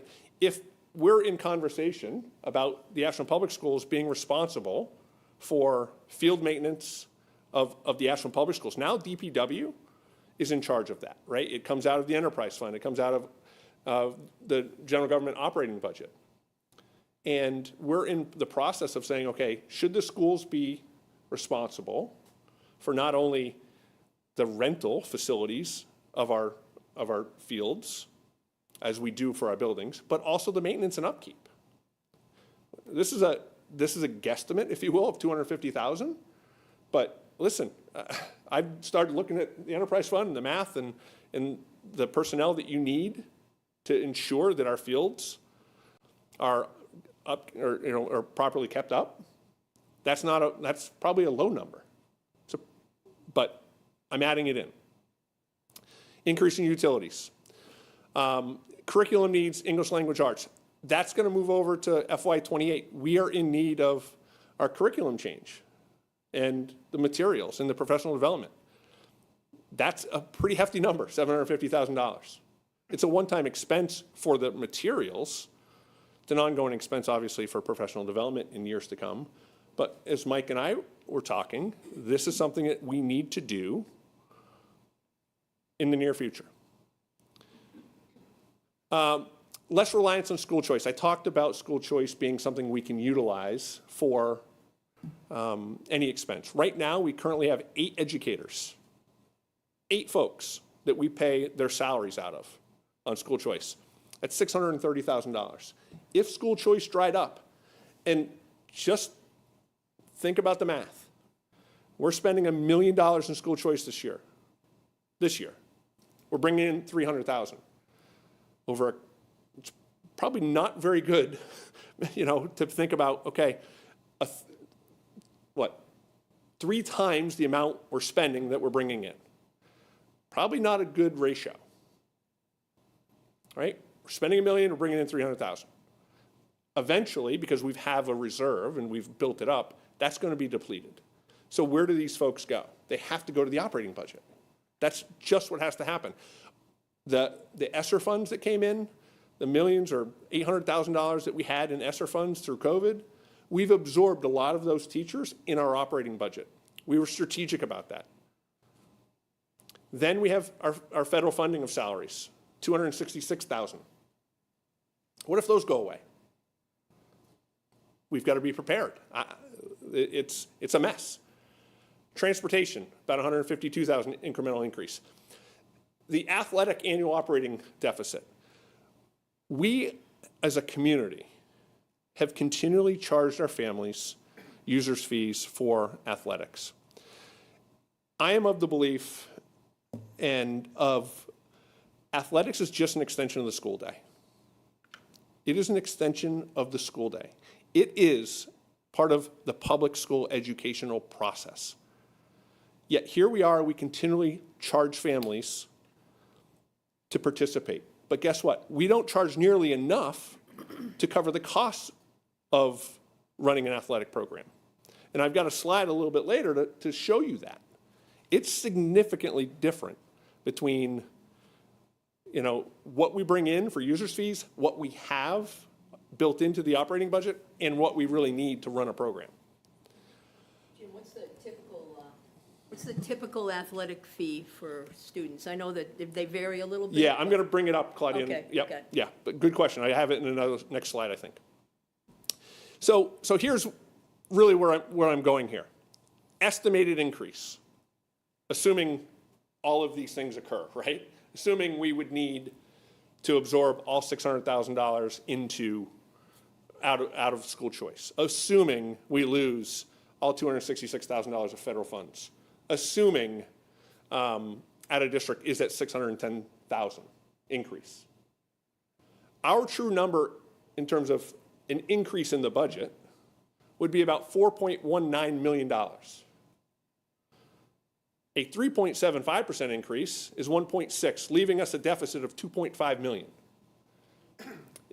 If you were sitting in the room with me in November with Chris, Mike, and our admin team, this is actually where we start our conversation. We're starting a conversation at a $2.5 million deficit before anybody even says to me, hey, Jim, by the way, we need another English language arts teacher. We need another English language acquisition teacher. We need these things in order to move our district forward. Then it compounds and adds on. So I've just extrapolated that for a 3-year window. So you can see that it goes from 2.5 to 3.1 to 2.5 again. So that's pretty consistent. Questions on this slide? Again, these are hypotheticals, obviously, with the exception of like our salaries. The first 3 or 4 are pretty consistent. We know what those are. I think it's just important to point out that this is maintaining a status quo. Yes, yeah, this is basically, you've got level service, right? Level service is one thing. We're not adding anything to our organization. Level funded, you would just give me the 44 million, right? And say, hey, have a nice day. And I'd be like, okay, I've got a $4.1 million deficit. Average teacher salary, you say, is 90,000. I've got to cut 50 people. Fine. That's sort of the conversation, right? That's going through your head. That's going through my head. Just quickly ask. Yeah. Your CBAs, is this the first year of the 3-year? No, this is the second year of a 3-year. Second year of Yeah. 3-year. Okay, Yeah. thank you. Yeah. So I will not spend a lot of time on this because it really is, baked into that last slide. This is our special education out of district costs, right? 18%, 10%, these are estimates. And there's a lot of fluidity to this. And I've been at town meeting with many of you, and the week before town meeting, a student may have come back into district, or a student moved out of district, or a student came into the district. We just don't know. And then when we become fiscally responsible, these are conversations that are really a challenge. We don't know what our numbers will look like, but I'm just showing you the incremental cost increase of about $791,000. That does not include potential reimbursement of the circuit breaker. I'll be clear. That's on another slide. So, but athletics. And the reason I bring this up, because we don't talk enough about this. I don't talk enough about this. I know in, what's going on here, Michael? There we go. In my 16 years here in the town, I can tell you we do not talk much about funding and have not talked much about funding athletics appropriately in our budget. We've made significant conscientious decisions on how to keep our classrooms running, how to add electives, how to ensure our students are getting the skills they need when they leave our high school to be successful elsewhere, whether it's in work, trade schools, college, military. We do a hell of a job. And I say that very proudly as a superintendent of schools. We do a great job. However, there are deficiencies within our budget and with how we've approached things. I believe athletics is a significant component to having a well-rounded experience, as well as the arts. We made significant investments this year in our budget in the arts programs at Mendez and at Warren, or at Mendez and at the middle school. I'm proud of that. Athletics, our operating budget. What's in our appropriated budget? It's $384,000. What does that cover? Could be salaries of the athletic director. Could be a little bit of transportation. Chris will correct me if I'm wrong. It's stipend positions for coaches. We collect about $290,000 in users fees, but the actual cost to run the athletic program is closer to $975,000. So we're typically running a $300,000 deficit. So you're like, Jim, how the heck do you then close that deficit? Well, at the end of the year, we're literally, Chris, I say we, and I say we, it's usually somebody else. Chris literally is going through line item by line item of the chart of accounts to determine, hey, do we have $1,000 savings here? Oh, great, thanks, we do. Let's apply it to the athletic. Do we have $2,000 of savings for this teacher?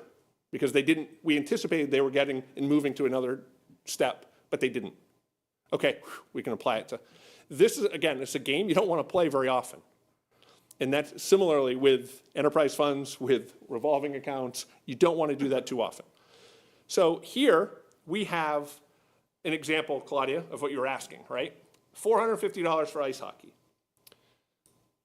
$350 for alpine ski, football's $300, cheerleading, all the others, all those are $290. So really $290 is the number you look at for the most part. And then we have co-op teams. It depends on the school system, depends on who owns the co-op, if you will. They determine what that rate is. And I just give a little snippet here. Westboro, a very similar size school district, very similar community in terms of economic, socioeconomic status. They budget $515,000 in their operating budget. And they use $255,000 from user fees. So they're at the range, they're already $140,000, $130,000 more than we are just in their operating to start. Does that include the fuel maintenance as well? No, that's just running the programs. Transportation, coaches. And I'll give an example because this is hard to read. And this is why I think it'll be important for you to get. I break everything down, and my athletic directors do not like me, partly because I am a former accountant, and I want to break things down as granularly as I can to make sure that whatever we're doing, the best way possible. So in this instance, this is from last fall, right? Last fall, and it's even hard for me to read here. Last fall, we had 557 student athletes. Okay, that's middle and high. We have 850 high school kids, 600 plus. So we got 1,400 kids. Well over a third are playing and participating in extracurricular sports. We have waivers for those families who can't afford it, for the cost of playing sports, because it is expensive. And what I do is I break it down by sport, but really what you want to focus on is we brought in $120,000 in users fees at the bottom in the yellow, the third row over from the left. $120,000. It costs us $257,000 to actually run the programs. Okay? So that's pretty significant. So we're starting the fall with a $137,000 deficit in athletics. And I'll tell you, athletics certainly matters, right? We get more conversation with athletics than we do, oh, sorry, I can't do that. When I share the slide deck with you, you can click on that link, and it actually breaks it out for a full year. And you can see each season how that deficit gets created of $300,000. It's pretty significant. Could you talk a little bit about waivers? How are Yeah. waivers achieved, and are they achieved that if a child plays by family, Yeah. by sports? It's by sport. So you'll notice, Claudia, on the third one over, or the fourth one over from the left, so golf, for instance, had 3 students qualify for a waiver. So they have to fill out paperwork, whether it's free and reduced lunch, whether it's, you know, we have the ability to look at specific data within our student management system to say, okay, this family's going to qualify. They ask, they qualify, they fill out a form, we go through the process. So it's significant. So there's $23,000 worth of waivers for student athletes. Significant. So Chapter 70, for those who are new to the table, this is the state aid that comes in. And what you'll notice is Michael and I have always been pretty conservative with our number because you just don't know. Like, we're town meeting in May, and in July, the state finally passes a budget. So that number can shift one way or the other. We had a huge increase in 2024 of 15.82% in Chapter 70. The Student Opportunity Act, the state government said, listen, we have yet to actually fully fund Chapter 70. And a lot of work with President Spilka for years and years on this. And finally, it got through. Well, it's now tied to, so we're at a certain level, now it's tied to enrollment, the incremental costs of English language learners, free and reduced lunch, whether it's the special education. So there are lots of little factors that go into determine what child and how much you get per child.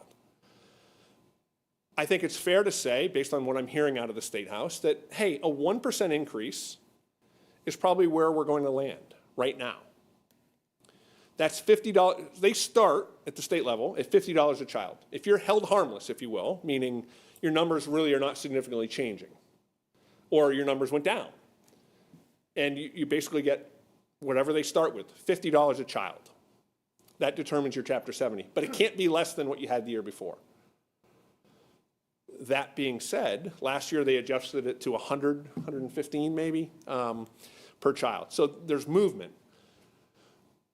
It's not significant enough where Michael's going to count on $1.6 million in revenue like we had in FY24. It's not going to happen. Because one, our numbers aren't changing dramatically like they did. This was coming out of COVID. We had a dip initially coming at 21, 22. And then all of a sudden, COVID really, people felt a little more comfortable and they came back in droves. That helped in addition to the Student Opportunity Act.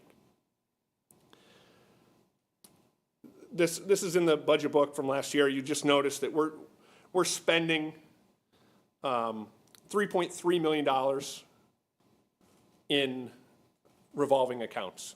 Circuit breaker, which is the special education reimbursement for out-of-district students. I went through these: building rental, international tuition, school bus revolving, school choice. You'll notice our projected balance is really where, I want to land on this page, really. It's like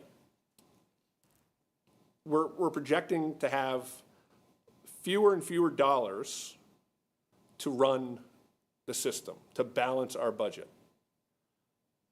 If we had to use $1.1 million like we're using this year for school choice next year in FY27, we'd have about $500,000 left over. I'm assuming we're going to get a few more dollars than we anticipated revenue-wise here based on the number of students who have actually school choiced in. I don't know what it looks like because they could decide to choice back out in the next, month. But that number could go as high as $350,000 for school choice revenue. So you'd add another 150 in, so you get to 410, use $1 million, you only got 400 left. It's a perilous situation to be in, to rely on revolving accounts to balance your budget. Student enrollment, you can see that 142 coming out of COVID increase, right? That is really when it hit for the 23-24 budget, when they started passing the SOA. That increase really helped us. We're up 12 kids from last year. as of yesterday. I look at enrollment every single day. It's probably drives me nuts and drives everybody else nuts that I look at it every day. But I do, because I want to know where we stand. And this is, I think we're flattening out a little bit. But I'm concerned, obviously, with continued housing, building projects. What's that going to look like? There is no true metric that determines what and how many kids are going to be coming in and what that profile of the child looks like. We just don't know. This is not updated because they have not finalized the FY24 per pupil district, but last year, to Joe's point, our number is 16,000 per child. I told you, this puts us in the bottom 10% in the Commonwealth, what we spend per child. All those other towns above us are, spending more. Holliston's number is going to jump ahead of us because they did pass an override. So I would say the majority of those communities have passed overrides in the past 5 years. Not in the budget. I haven't even talked anything about capital. I haven't said a word about this. I'm talking to you about a $2.5 million operating deficit.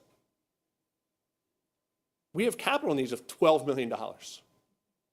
Roofs, modular replacement. Who's got kids at Warren? We bought those modulars 12 years ago. They had a 5-year lifespan.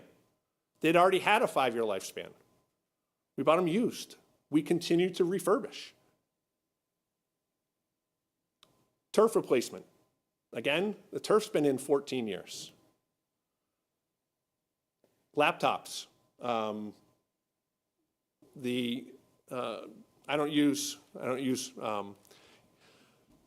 use Macs, but apparently, the operating system now, Windows, you have to have an updated computer. You can't utilize the ones that we had for our teaching staff. Student management system.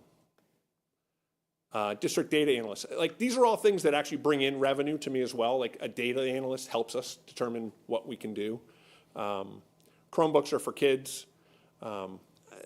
Boiler, I think the little munchkins at Pitaway deserve a little, stay away from rain, which is a roof, and deserve to have a little heat. But that's really where I am. And I will open it up for questions. I probably took a little longer than Michael wanted me to. But I can only say that the working partnership that we've had with the 3 boards has been unbelievable. We are an envious community around the Commonwealth. And I think the school committee would tell you the same when they go to, we have our upcoming superintendents and school committee conference in a couple weeks. Folks look at us and say, how do you do it? And I don't know how we do it sometimes, except it's really a collaborative effort in that this community has invested in schools, it's invested in capital projects, a public safety facility, a new Mendez. It's invested in general government, understanding public safety is critically important. But at some point, we come to a crossroads. And I'm sure, and we thought that crossroads was here a long time ago. We've survived to get to where we are. I couldn't be more proud of our budget in terms of the support the town has given us. We've averaged about a 5% increase in my 12 years. It's pretty significant. That's what makes people envious of us. How do you do it? It's at some point, those revenues from building projects are coming to a standstill. And what does it look like? What does this community want and desire? I want the early kids to have a great education. I want everyone in this room who have grandchildren and children in our schools to continue to expect the same level of success that we have, if not make it better. That's the challenge before you in this community. As a taxpayer in another community who's building a brand new $300 million high school, I get it. It's tough, it's hard. And my community votes for overrides as if they're like Pez candy. you know, and it is what it is. But that's sort of the situation we're in today. So I will leave it there. If you have questions specifically, I'm happy to answer them, and I will make sure you get the slide deck as well. Yeah. Thank you, first of all, this is great. Sure. Exactly what we want to Can do. you pull the microphone? Oh, of course, I'm so closer to the sorry. line, I'm please? not used to this, I apologize. Thank you. Thank you again. Sure. One thing we debate from time to time in Finance Committee is, we talk about other towns. Like this town does this, and this town does this, and then we talk about what that town's doing, and then we can nitpick and say, well, they're not exactly like us for this reason, which happens, right? And that's fair. But, in your experience and just based on what you've seen in doing the role and looking at these numbers, which of these towns should we potentially examine more closely that have been down this road, that maybe have done it what you would consider to be the right way? And as a follow-up to that, are there any cautionary tale towns that have gone too far, and we should also examine that with the same level of vigor and energy? Yeah.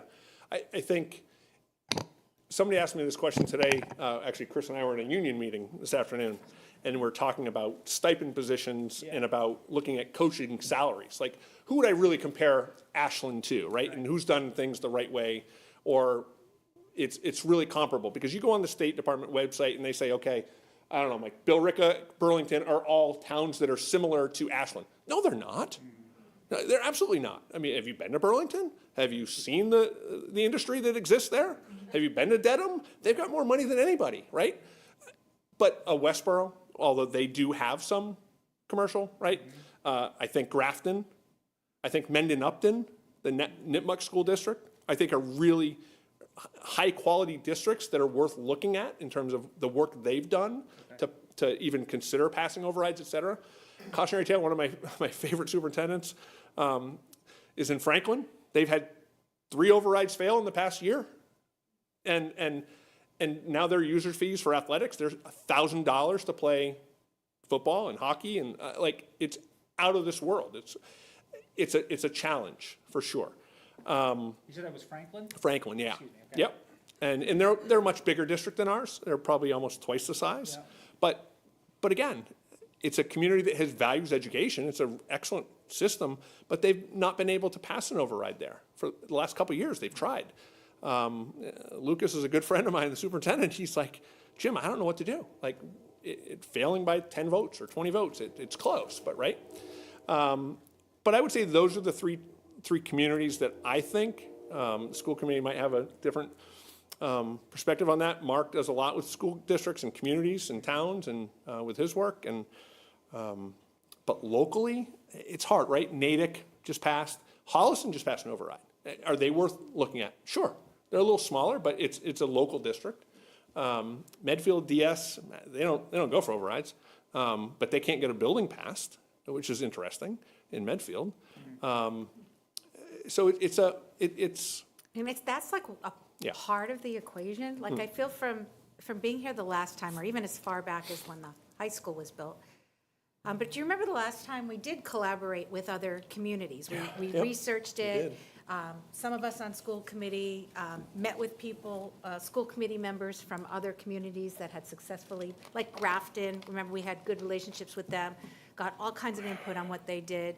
We were in people's homes.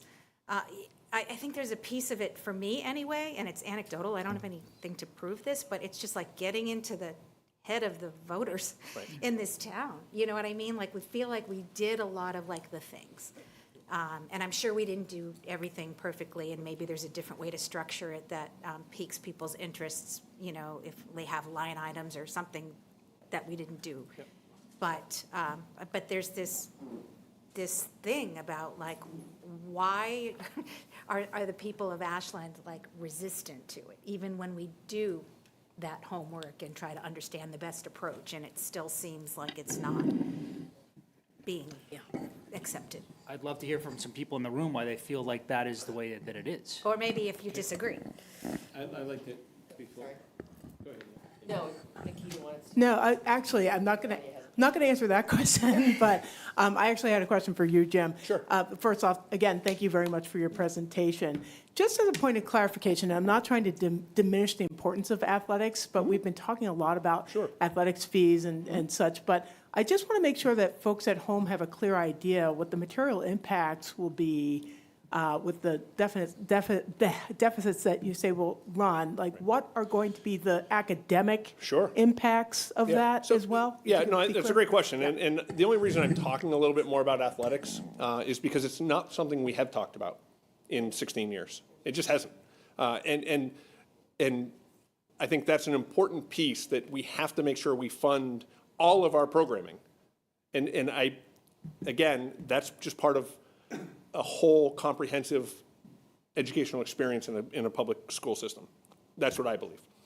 In terms of what could be a drastic, again, I don't want to create this firestorm of this is what would happen, but think about $2 million deficit that Michael says to me, or FinCom and the school committee says, hey, Jim, we've got to cut $2 million from your budget to make it balance. That only means teaching staff. That's what it means. It means administrative staff too, and I don't want to, like last year in our budget process, we reduced our admin team by 1. And I think that's really where you look first, but it could have detrimental impact on curriculum, reading specialists, coaching specialists. All those things matter to our students, but it's personnel, and it will move our system backwards. To what degree? I'm not sure, Makita. But we're talking, assume you lose 20 educators. That's pretty significant in this community. Class sizes would drastically. Class sizes go up. Yeah, 100%. We lost all the libraries at one point. Yeah. Yeah, I think one of the ways to think about it is, we talk a lot about closing gaps, Right. and achievement gaps and stuff like that. And to lose positions would make that nearly impossible to continue that effort, right? Because you'd be struggling more and more to just meet, to teach the needs, right? And so that's for me at least, that's the biggest fear. It isn't like, okay, we'd have to raise a fee here, we'd have to do, those are impactful for sure, but one of the things we continually talk about is making sure we close the gaps, and significant cuts would have a really big impact there. I think they would probably widen. We wouldn't even probably be able to keep them where they are. And so that to me is probably one of the easiest things to say. That is probably the biggest risk. I agree with Paul, and also adding just general student progress. So, you know, the gaps for sure will be harder to fill, but as you mentioned, just keeping our students on the same trajectory to continue to make progress is going to be a lot harder. And so those gaps will inevitably become bigger and be more prominent. Joe, yeah. Thanks, Jim. I just want to answer Lori's question about, you mentioned something about getting into people's heads and making sure that they understand what's going on. Do you know how to do that? Never mind. All I can say is that in years past, when we tried to do an override, we kept on saying, we need the money, we need the money, we need the money. And near the end of the fiscal year, there were monies available that came back. So now the people that are listening to us saying, you know, we need this override, when in fact, well, when the true figures came in, we didn't need it. That resonates big time in every resident in town that can vote. And, you know, well, Chicken Little, that seems to be an issue, and people don't forget. So I'd like to weigh in on that, and just for people who don't know me, I'm Marcy Culverwell. I'm a new member of the school committee, also CFO of a medical school. So I spend a lot of my time in the numbers, and the environment we're dealing with from a macro perspective is completely different.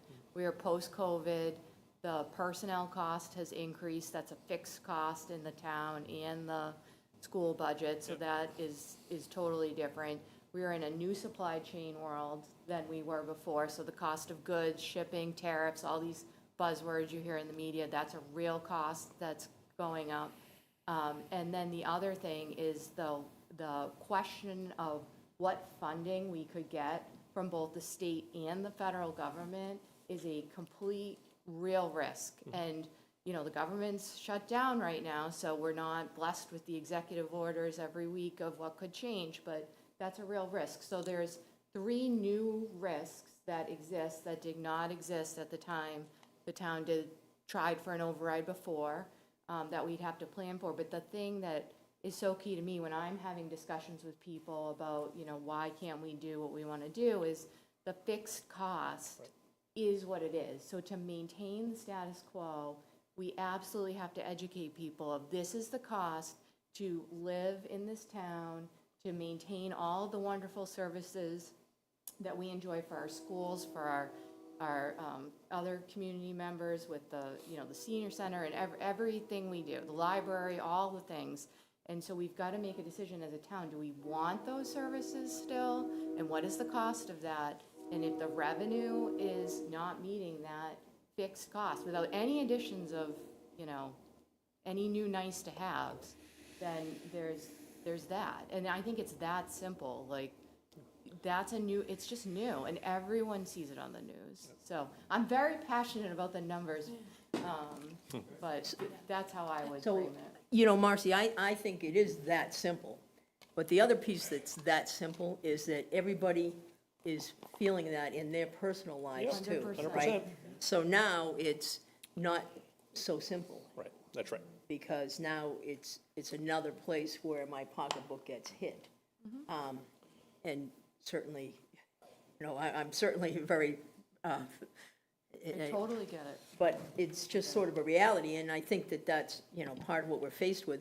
I think that that is a piece that we have to drive home, though. I mean, people need to be reminded of that 100 times over. I think some of the reasons we haven't passed overrides, you know, this community is very different from what it was 20 years ago. I think that was shown when we voted for the public safety building and for the high school. I think the other things that we always need to be thinking about is the additional fees that are placed upon families with students. And I agree with you, Jim, 100%, that especially in this day and age where kids are on their phones all the time, if you can get them in a sport, I think every parent wants their kid outside doing some kind of a sport or some kind of extracurricular activity beyond the school day. And we have to think about trash fees that people pay, their water bills. You know, all those things are in addition to our tax rate, right? One question, I think it is important to look at other communities. You know, you just look at basically, I think, Mendon Upton, and it's a couple of $1,000s more per child. And so now you're talking, if that was us getting those $2,000, it would be almost $6 million, or, you know, I don't know exactly, but in a large number, right, that would solve our problems. And so when I look at the communities too, and I see Holliston and Hopkinton, and they're right in the same neighborhood as us. And now you said Holliston just passed, Last year, yep. right? And Hopkinton hasn't. I know they've talked about it. So, you know, it would be nice if they were way up in the 20 grand per kid, but they're not. So how does that compete with what we see in our classrooms versus what their students get in their classrooms? Is there a way to differentiate? Well, there are a couple ways, right? I mean, we can look at standardized test scores. We can look at AP scores. Like again, we're looking at the end result of our students and what it looks like in the end. And I would say we're as successful as any district around with our students who are matriculating out of the Ashland Public Schools. And that includes, you know, Hopkinton, Dover, Sherburne, Medfield. Like, if you look at those numbers, we're there. I think Hopkinton's an interesting scenario, interesting case. They've invested a lot of money in their building projects, right? They built a brand new elementary school, and as it opened, they still needed to go back and invest in another couple million because it was too small, because they didn't anticipate Legacy Farm and all of the number of students who were coming out of there. So I think that impact doesn't necessarily equate to the per pupil cost of running the school system. Yeah. Yeah, So, sorry, go ahead. I was going to say, first of all, I agree with Marcy. I think that, I think the standard of what people's expectations are have changed a lot over the last, it's been 9 years since we've last gone for an override, and things have drastically changed. Our population has changed quite a bit, as we know. And our population is going to change more. I know you were looking at the enrollment numbers. When we think about these 40B projects, one of the things that, I don't know if, it's really well known, I'm sure, you're looking at these numbers, but for a 40B project, 10% of those units have to be 3-bedroom apartments. So when we talk about a 250 apartment complex at the Mill Building, you're talking 25 units of 3-bedroom units. So, you're definitely, I know we've talked in the past about the delta that happened when Cirrus was built, and it wasn't quite what we expected. But I think this is a very different, I think it's going to be very different, simply because these are going to encourage families to come to Ashland, which, I love to have families come to Ashland. But it's this controlled way that we can plan for all of this. And I think, so that was one thing. And then I have one other question for you, because I know you kind of glossed over the capital needs, and I think that is incredibly important, because if you think about the list that you had, and I assume those are things that need to be addressed in the next 3 years, that's $12 million in capital, that's additional $4 million per year if you spread it out. So now we're talking about a $6.5 million deficit, give or take. So it's the education, it's all the things that go into the budget, but I think that capital is just as important, because we can't keep pushing that aside. Sure. No, I don't disagree with you. Yep. So, thank you. Yeah, just, I want to switch over to Michael, but to go back to your point, Joe, about the optics of, I think we try to do, not an alarmist point of view, and we don't try to say the sky's falling, but when somebody wants it, when we say we need an override, we are essentially in some way saying the sky is about to fall, right? And so when we then go have town meeting and there's $350,000, that's what happened 9 years ago, right? I think it was 350 with the number.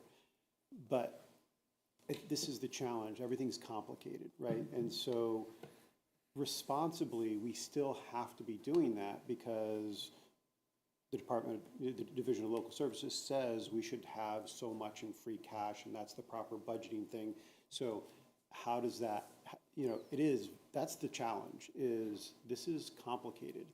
And it would be irresponsible of us to go over that cliff to the point where it's that dire at that point, because now if we're not meeting that threshold of what they're saying we should have for free cash, and now we go and we try to get accredited again, and now our credit is bad, and now we need an override. We've already done a lot of damage, and so how do we balance that?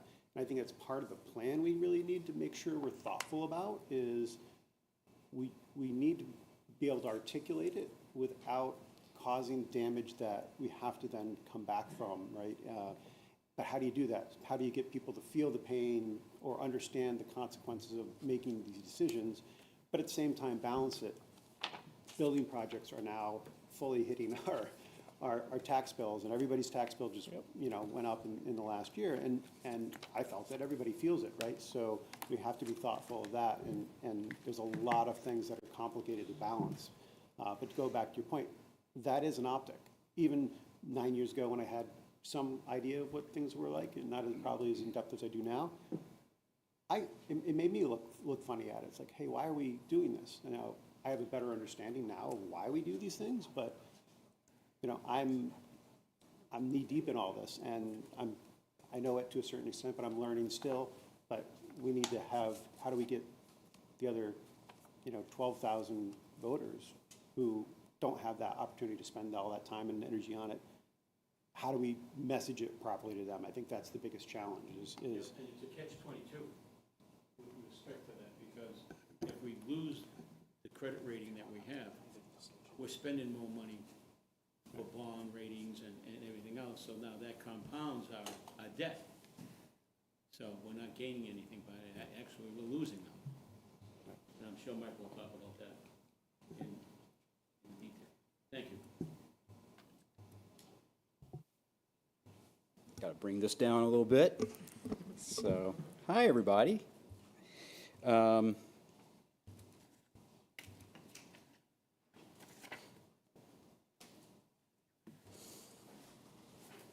So before I really get into the meat and potatoes of this, I just want to thank and acknowledge Superintendent Adams and his staff, and also all of you, as well as our team. We are where we are today, and we are as successful as we are by virtue of the team that we have here. It's one of the things that has kept me here is our team collectively, staff, board members, volunteers. And it's one thing that I know is going to help us continue to be successful in the future, regardless of what happens.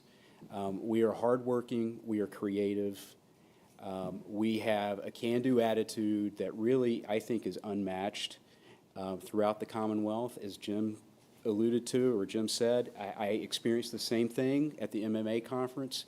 You know, how are you doing all of this stuff? You know, how? You know, because they look at the metrics that I'm about to show you tonight, and they're wondering, like, how does this work? And it's not magic, it's people. It's people. And we're going to talk about a lot of numbers. We've already talked about a lot of numbers. You're going to see charts and graphs and all that good stuff. But there is one primary question that you all need to be asking yourselves tonight, and everybody needs to be asking themselves. And Marcy alluded to it, and so did Brandy, is what kind of quality of life do you want to have?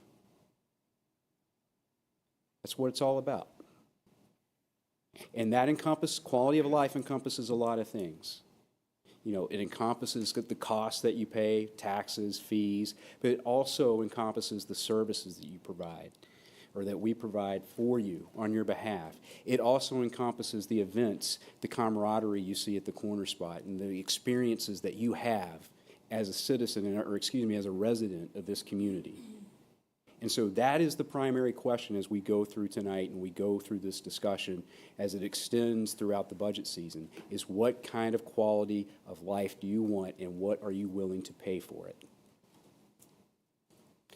Does anybody want to take a shot at what quality of life means to them?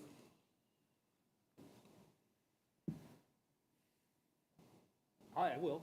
Sure. You know, just from the perspective of living here for so long, it's, I think it comes down to health, safety, education, community, certainly services that we enjoy, whether it's, you know, my street getting plowed or coming down to the town hall here because I need to file some sort of a form or what have you, and having that being done efficiently. It just means being solidly aware that the place that I am residing and living is the place that myself and my family belong from a comfort and also affordability perspective too. That's how I'd probably sum it up for the most part. Yeah, I think a lot of people would feel similarly. Yeah. You know, it's what's that feeling you get when you wake up in the morning and, like, you know, you go outside and you see your neighbor, you know your trash is going to be picked up, you know your street's going to be plowed, you know when your kid gets on the bus is going to a safe school system that's providing a top quality education.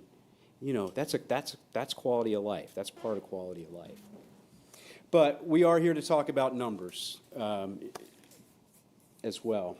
And so, as Jim talked about, I just want to kind of say this too. Projections, budget projections, they're as much an art as they are a science. Marcy, you know this as a CFO. You know, you're taking the best data that you have generally from the past and trying to factor in what do you want to include as part of your projections moving forward, and you come up with some numbers. And generally, I've been very, very conservative. I still am conservative. But this is what the financial picture looks like today. Okay, if we look we're in FY26 right now, if we look going into FY27 and beyond. Okay? So The primary drivers, as we've talked about, is we have the municipal budget going up 2.5%, and whatever that number is, whatever our collective bargaining agreements are, whatever our non-union increases are, whatever our fee and license costs are, we make it work within that number. It generally consists of about $350,000 every year now in the general fund, or excuse me, in the general government side, okay? And then we also have the school department, as Jim mentioned, going up 3.75%. But what about some of the other things? Well, we've got Keefe Tech, which we take prior year numbers and we extrapolate that out through FY31. We look at the health insurance numbers, pension numbers. Obviously, we can't gauge what those are going to be exactly moving forward, but what we do is we look at what are the increases in the past, you know, what does that moving average look like, and then can we use that to project into the future. And then we also look at things like, you know, we know what our 2.5% is going, you know, we know what that figure is going to look like on a base levy, but the big unknown is new growth. And I've talked about this before. New growth is what you get when you bring on new buildings, when you add an addition to your home, when you add on a deck. All of that factors into new growth. And when you had a project like Cirrus, you saw new growth numbers go up to like 1.2 million a year. And that is money that is not, you not only get that year, but it gets added onto the tax levy, and you continue to see that each year. But over the last few years, that's dwindled down to $500,000. Big differences, big differences. So when you factor that all in, you know, what you end up with is basically I use new growth estimates of $500,000 moving forward each year, just kind of a base amount. Now, I have the levy limit right now at 27 going at 60.5 million, and it grows to 67.7 million over 5 years. But our expenses, they're going to continue to outpace our revenues. They already have. We've already talked about that. I'll review that a little bit. And so what happens is that, you know, in 2031, we have revenue of $90 million, but we have expenditures of $98 million. Again, that's 5 years from now.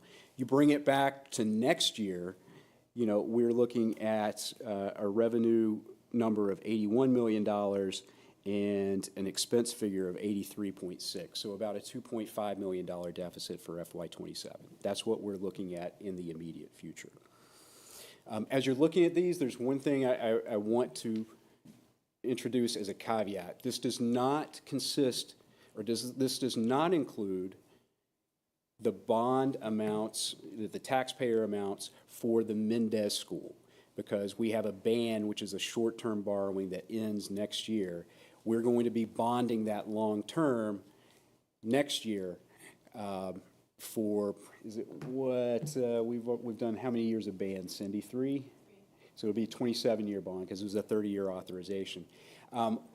What happens with an override will determine how we structure that. That's why I haven't included it. You know, we can structure it, work with our financial advisor, and, you know, structure more on the front end, or more of a tax increase on the front end versus the back end.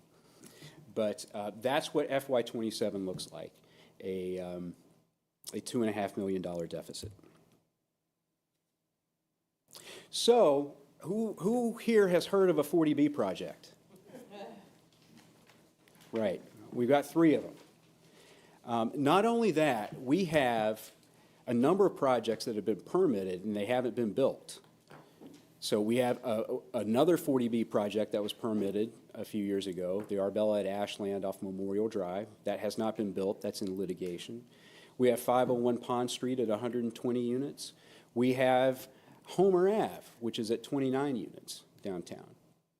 You know, when you look at all of those, Don, who is, I can't believe I'm saying this, the senior member of our finance team here in terms of tenure, who's been here a year, Don has projected, you know, what kind of tax increase would we look, or tax revenue would we look at once all of those are built. And conservatively, I think admittedly, that number comes out to 4.2 million. So total, okay? And so what I did is I actually took, not that full amount, but I took $500,000 each year and I added it onto that new growth number. So we went from $500,000 each year to $1 million in new growth each year. So why did I do that? Why did I spread it out? These projects, if they get permitted, the ones that aren't permitted, if they get permitted, everything else, they're not going to all be built at once. There's going to be a runway associated to that, with that. And so that's why I've spread it out a bit. Does that make sense? Does everybody? Okay. And so what does that mean? So that means our new growth number goes from $500,000 a year to $1 million a year in new growth annually. So what does that mean? Well, that makes a little bit of a impact, about 20%, but it doesn't solve the issue. We still, in FY 2031, will have a $7 million deficit after that gets factored in. You know, if we had a $2.5 million deficit before in FY 27, looking at a $500,000 new growth number, if you do some quick math and you put that up to 1 million, our deficit goes to 2 million. So still pretty significant. So that's, you know, scenario number 2, if you will, right? What does that look like? And then in FY 26, if you recall, as part of our tri-board discussions, what we ultimately decided to do was take $2.2 million out of our rainy day stabilization fund and use it to balance the budget.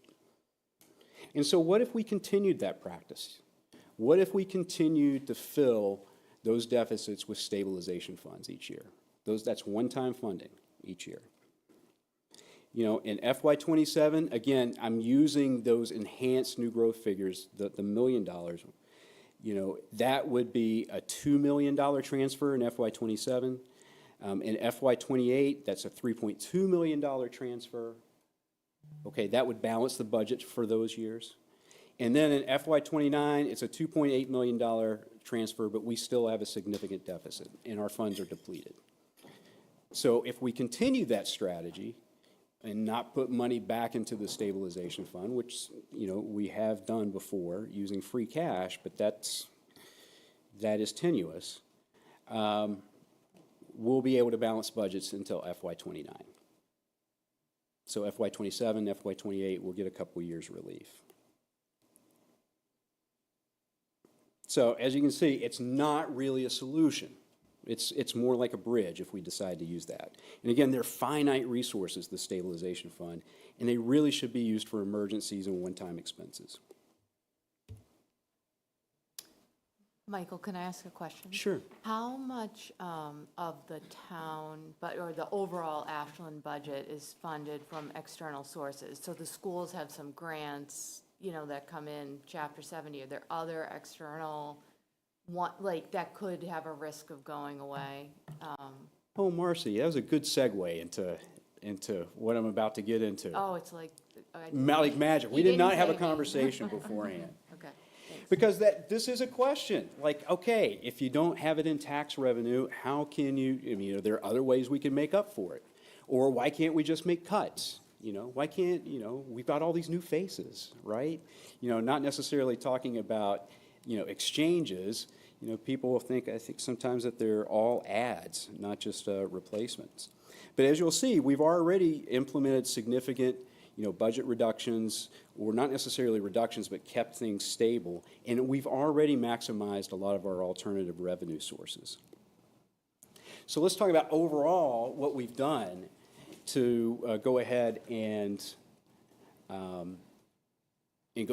balance the budget overall. Because I think, you know, we're having these serious conversations, and I think I said at the beginning, it might seem like a surprise, but we have been working up to this for several years.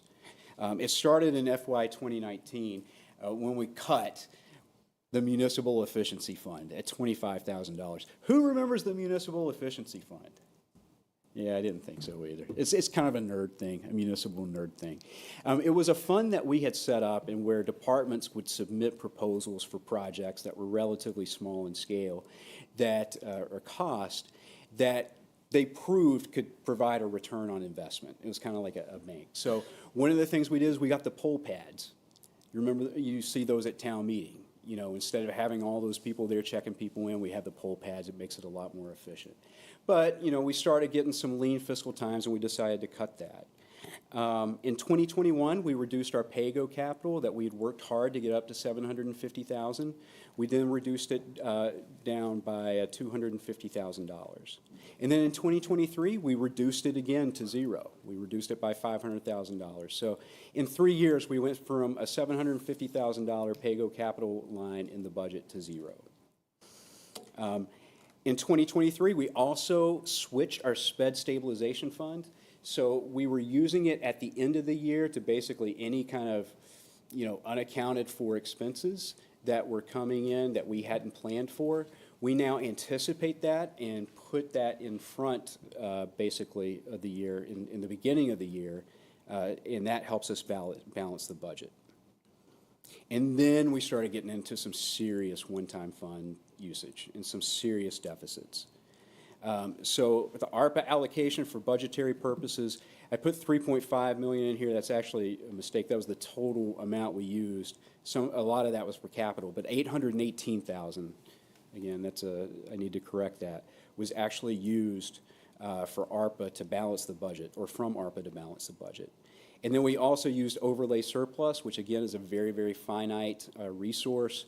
I won't get into what overlay surplus is, but we tapped into it for $350,000 in 2025 and $150,000 in 2026. And then finally, the big one, we had to go to the stabilization fund. You know, no magic anymore. Like no magic happening. $2.2 million came out of the stabilization fund, the rainy day stabilization fund, in order to balance our budget. I included a sheet in the back because I don't think many people could read this. So I went ahead and included it in the back. And it's basically your FY26 budget revenue figures, it also includes 25 and 24. And I've highlighted where those one-time funds are seen in that chart. But to Marcy's point, like, we have maximized other revenue sources and grants and revolving funds, things like that. So for our fire department, we used $1.3 million out of the ambulance revolving fund last year. So we didn't have that resource until like FY17 or FY18, but we have increasingly used that to help balance our fire department budget. So that $1.3 million, about $450 of that was for an ambulance. The rest of it was for salaries and wages in our fire department, so a significant amount. Our recreation revolving fund funds the vast majority of our recreational operations at $505,000. The meals tax, which we passed back in 2013, didn't go into effect until 2014. That provides $300,000 for us to provide services. Our building revolving fund, we tap into it for $142,000. Animal control, so we have a shared service agreement. We regionalized with Hopkinton to bring in some extra revenue, $114,000. Other sources, like the STOP grant that we use to fund one of our positions in human services, some other things, those total up to $185,000. So, I mean, you can see this adds up to $2.6 million, which represents almost 20% of the general fund budget for municipal departments, municipal services. That's a lot, folks. That is a lot. Marcy, does that help answer your questions? Okay, you got a little bit more want a little more detail there? Give me the Excel files. Okay. And let's talk about what our staff looks like, okay? So we have added positions, right? No doubt. As this town has grown, we have had to add positions. So we've added positions in police and fire.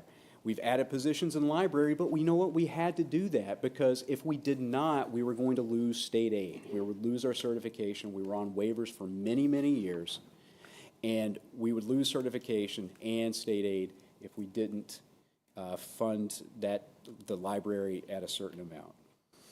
Community center, we've started a human services department. It's a vitally needed resource for this community, especially as our population changes, and in DPW as well. But if you look at how the town has grown versus how our staff has grown, it's virtually identical. So in 2007, we had 1 employee per 132 residents. In 2025, we have 1 employee per 127 residents.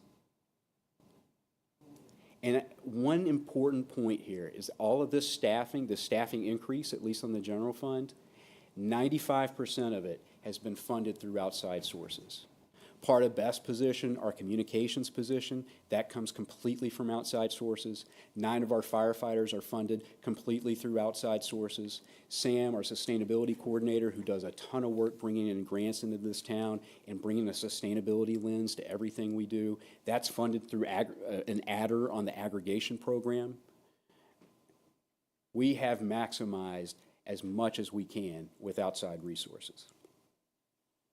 And then the key difference is in 2007, what infrastructure projects did we do back in 2007? Nothing. We didn't do sidewalks. We didn't really do roads. We didn't do water sewer work. We certainly didn't do community development projects like the Riverwalk.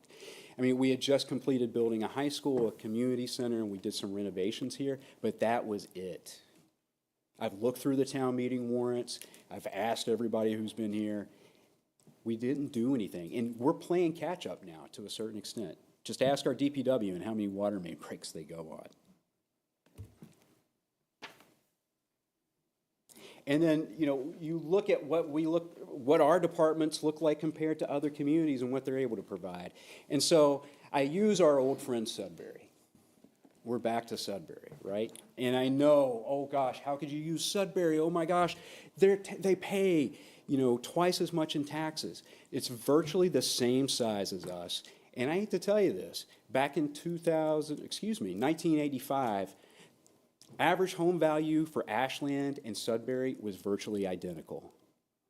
And we all know correlation does not mean causation, right, Makita? But Sudbury starts passing overrides, start enhancing services. Why do people move to Sudbury? Why is everything so expensive? Because of schools. I would say services, but you know what? They don't even have sewer. They don't even have trash. If you want trash service in Sudbury, you have to contract a private hauler. But looking at some of the departments that we do share, you look at our conservation department. So they have nearly twice as many staff as we do in conservation, and yet we do significantly more violations. I think it's probably it was 4 times as many violations, that require ongoing enforcement, ongoing action. And what makes our team so dang special is that they do more with less. So our conservation agent, Becca, anybody who knows her knows she lives and breathes this stuff. She's also our tree warden. She also works with land stewardship. She does stuff, with some of our properties that we've owned or that we own. And she also helps with stormwater. And she also does all these educational programs. That stuff is not assigned to the Sudbury staff. Looking at our planning department, they've got twice as many FTEs, and yet they do half as much as we do. If you look at the different type of permits, a planning board issues and a zoning board issues, special permits are the one, and 40Bs are the ones that take the most time, taking an inordinate amount of time. Paul, I think you got a family member that could probably attest to that, but it's a lot more in terms of workload. But our planning staff also work on projects. It's a little bit different. They don't have like a special projects person the way a lot of communities do. In our building department, again, half the staff bringing in, 59% more revenue. Now, a lot of that's, can be out of their hands in terms of what comes in, but they still have to do the work to inspect it.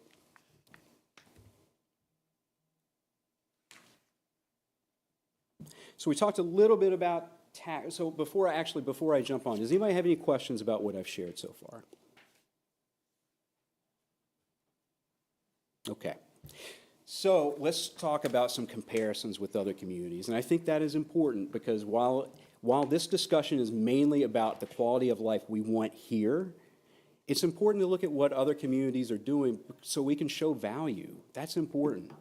We need residents to know that, hey, we're already a good value, and so if you choose to invest more with us, you're making a smart decision. You're making a smart investment. So I usually show the average single-family tax bill, and we're, probably in the bottom, third, maybe at the top of the bottom third, if that makes sense. Geez. Probably an easier way to say it's fifth or sixth from the bottom. But what I want to look at is what's the growth rate look like in the tax bill? So if you look at the average single-family tax bill from 2016 and you compare it to 2025, how much has it grown during that period? And so we're like smack in the middle. So our tax bill has grown 35.46% in that time period.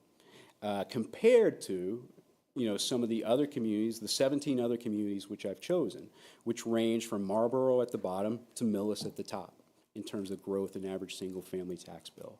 So why did I choose these 17 other communities? It's because those are the 5 communities that immediately surround us and the communities that surround them. And so why did I choose those? When you have communities like, Sherburne, obviously very wealthy communities, but then also, Marlboro and Framingham, because we buy the same materials from the same vendors, we compete for the same people, all within that region. And so we have to pay competitive wages, we have to pay prevailing wages, we have to pay prevailing rates for services and goods. That's why those are chosen. Michael, just on that chart, is that just the base levy increases? Or, for example, our building projects, the tax bills, or is it the end tax bill, or are you just talking about levy increases? It's the end tax bill. Okay. So that includes debt exclusions, things that we've added on over the years. And so I wanted to do a little bit more analysis and then look at, okay, we talk about the growth in tax bills, but let's talk a little bit about affordability and what is the growth in our per capita income as well. So I compared those two. And so out of the 18 communities, Ashland is right in the middle. So it's a little bit better than average. It's number 10. And so the differential is 15.7%.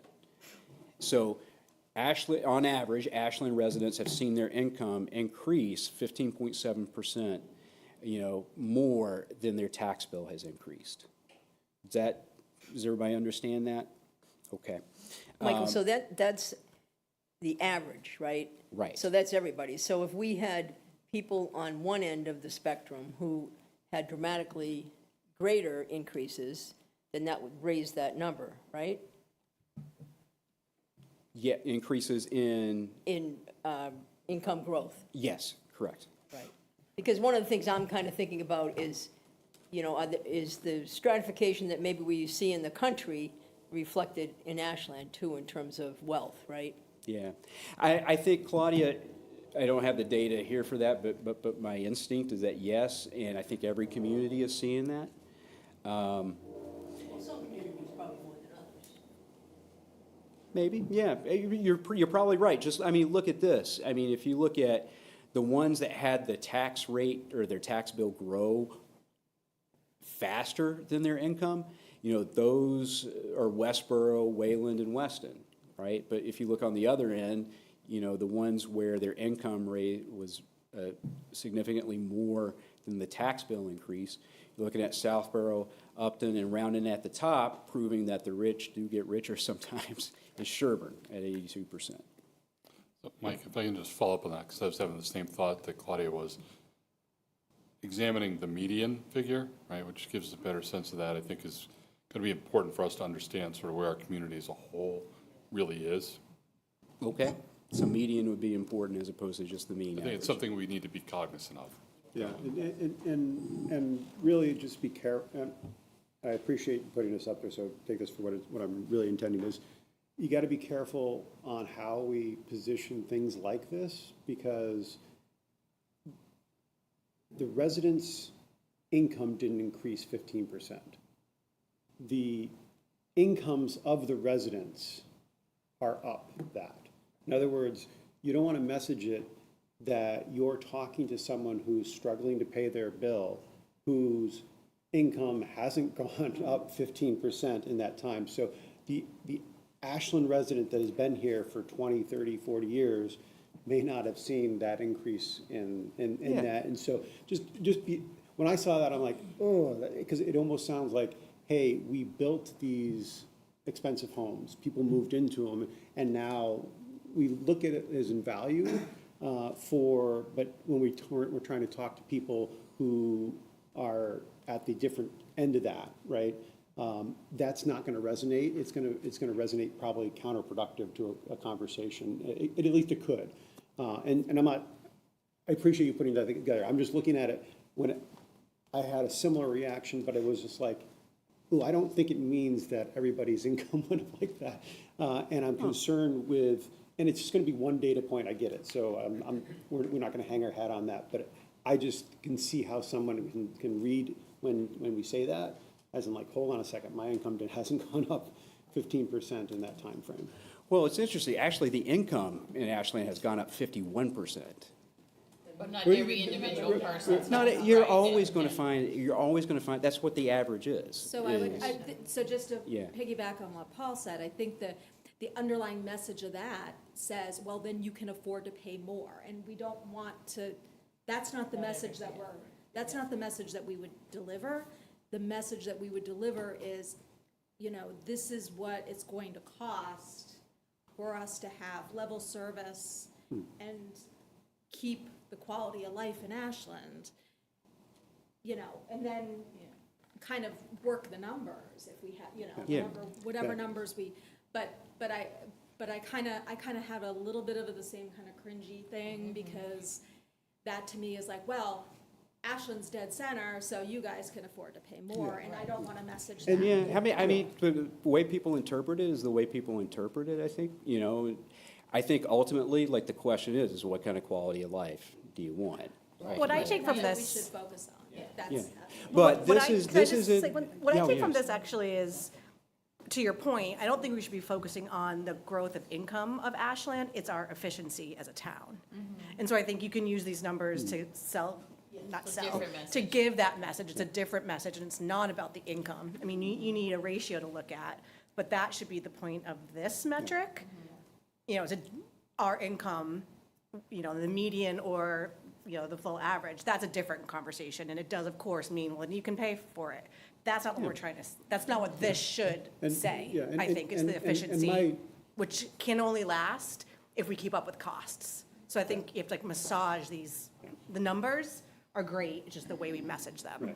Right, some of these things are hard to communicate to the voter. Because the first thing is you look at is, oh, we make that So much more just, money. I just want to say, the reason this is in here is because I was asked before when I would put up like the single-family tax bill, well, what if our incomes? And So I that's didn't mean to throw a monkey.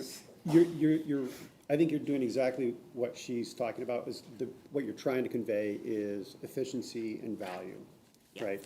And when I'm just communicating as we look forward to how we communicate these things, and this is just a data point. I looked at it and I'm like, ooh, I had that moment of like, ooh, I can see someone who is resistant to the conversation, looking at that data point and how we might say things. And I just highlighted as, those are the things that we need to be careful of, because we can do 99 things really well. But the person that we need to reach is the one that's going to latch on to the one that resonates poorly with them. Right. And so we just need to be really, really, almost more mindful of those pitfalls. To not step in as few of those as we can. And that's a good point. And I think, Paul, you also kind of unearthed a little bit of something else there, which is if you want to find a reason to not vote for something or to vote for something, you're going to find it. You can take any of these numbers and kind of come up with an argument against it. But I think to Paul's point, I think in terms of it's the messaging of it, not the numbers itself. But I think we also have to be very mindful of how, if we're moving forward and asking the community for an override, a huge chunk of this conversation is going to happen by people who have small snippets of information on social media. Exactly. And this, I think, is something that can be taken very much out of context and remessaged if we're not very careful in terms of how the data is shared. And so I think that, to your point, in terms of the message of it, I think we need to be super mindful of how we share the numbers, what they mean, how these things are explained in a way that people can understand, because this Right. is really confusing, frankly, like reading through some So of I'm this. not doing a great job? No, you're doing a great job. I'm not clarifying. But you're talking to a room full of people who have a baseline of understanding of what these are, and it's still confusing, right? So kind of thinking through ways to really simplify the message of what do these numbers mean, and why are they important to understand as part of the conversation? Because I think that's fair. all of this is going to be taken wildly out of context in snippets on social media, because that's just what happens now. No, Tina. And it can No. really muddy the waters, yeah. You're right, and actually, hold that thought, the simplicity of the message, and I'll come back to that, because I think we can learn a lot from some of our previous attempts. But Chantal, again, we did not communicate beforehand, but your efficiency comment leads us right to the best overall metric that we can use for overall efficiency, which is the expenditures per capita. So just like, the per pupil expenditure, you look at how much money a school district spends on its school system, and you divide that by the number of students that it serves. You basically take the municipal, or not just the general fund, but the entire budget, and divide it by the per capita, or the number of people, and you get a per capita expenditure number. So very similar to the per pupil expenditure. And then I also added on the enterprise funds that you see there in orange, just because I know, some of our fees are higher than the average, like our sewer fee. Water fee is reasonable, very reasonable, but our sewer is extremely high. And so I wanted to, try to get as much of a big picture here as we could. And so that combined expenditure per capita, again, we always rank towards the bottom, if not the bottom. We're here second from the bottom. When you look at the 18 communities, Upton is a unique community going through a lot of changes right now. But this just shows there has been minimal investment in the community in terms of general operations. Okay, so this does not have the debt exclusion numbers in this, right? No, I believe it General and enterprise does. fund expenditures. I believe it does, because I believe this takes our whole budget and divides it by the number of people. And so that would include the debt service numbers. So Yolanda, just take the expenses line on the budget, the total budget, and divide it by the people. Okay, so you're saying this, what we're seeing here for Ashland and all these other communities includes debt service for all these communities as well as for us? Correct. Yeah, and this is just a general comment I was going to have for everyone, but you and Jim, as we present these things, I would always encourage us to be putting the data sources and links to the data sources at the bottom of these things. So it's not just trust us, here's the thing, or if somebody wants to look at it, somebody has that question, right? We can't spell it out with every single lens. So, Jim and you and anybody that's going to be putting out something, let's just be really super transparent and have a link to the cherry sheet or whatever it is, and maybe a little snippet of we pulled this and just how we because we're trying to make it simple, but you want people to be able to say, hey, I have more questions about it, or I'm not just going to trust you, Michael. What is it? How do I do this? And so just for whenever we're putting these things together, let's start to try to do that, because that'll be part of our messaging and part of our transparency and trust, right? I think we've built up a lot of trust over the last decade or so, and I think that would just help in the conversations going forward. Yeah, that's a good point. And I'll just say, the comparative data comes from the Massachusetts Department of Revenue. So yeah, we should include that moving forward. I can tell you, if you just look at our tax, if you took $100, right, and you said, okay, let's break it down and figure out, how much of $100 goes to, our departments. Nothing here is really out of the ordinary, folks. You know, $55 going to education, that includes Keefe Tech and the Ashland Public Schools. That's generally normal. You know, where we really get hurt, I think sometimes, is that benefits and insurance number. And I'll get a little bit more into that.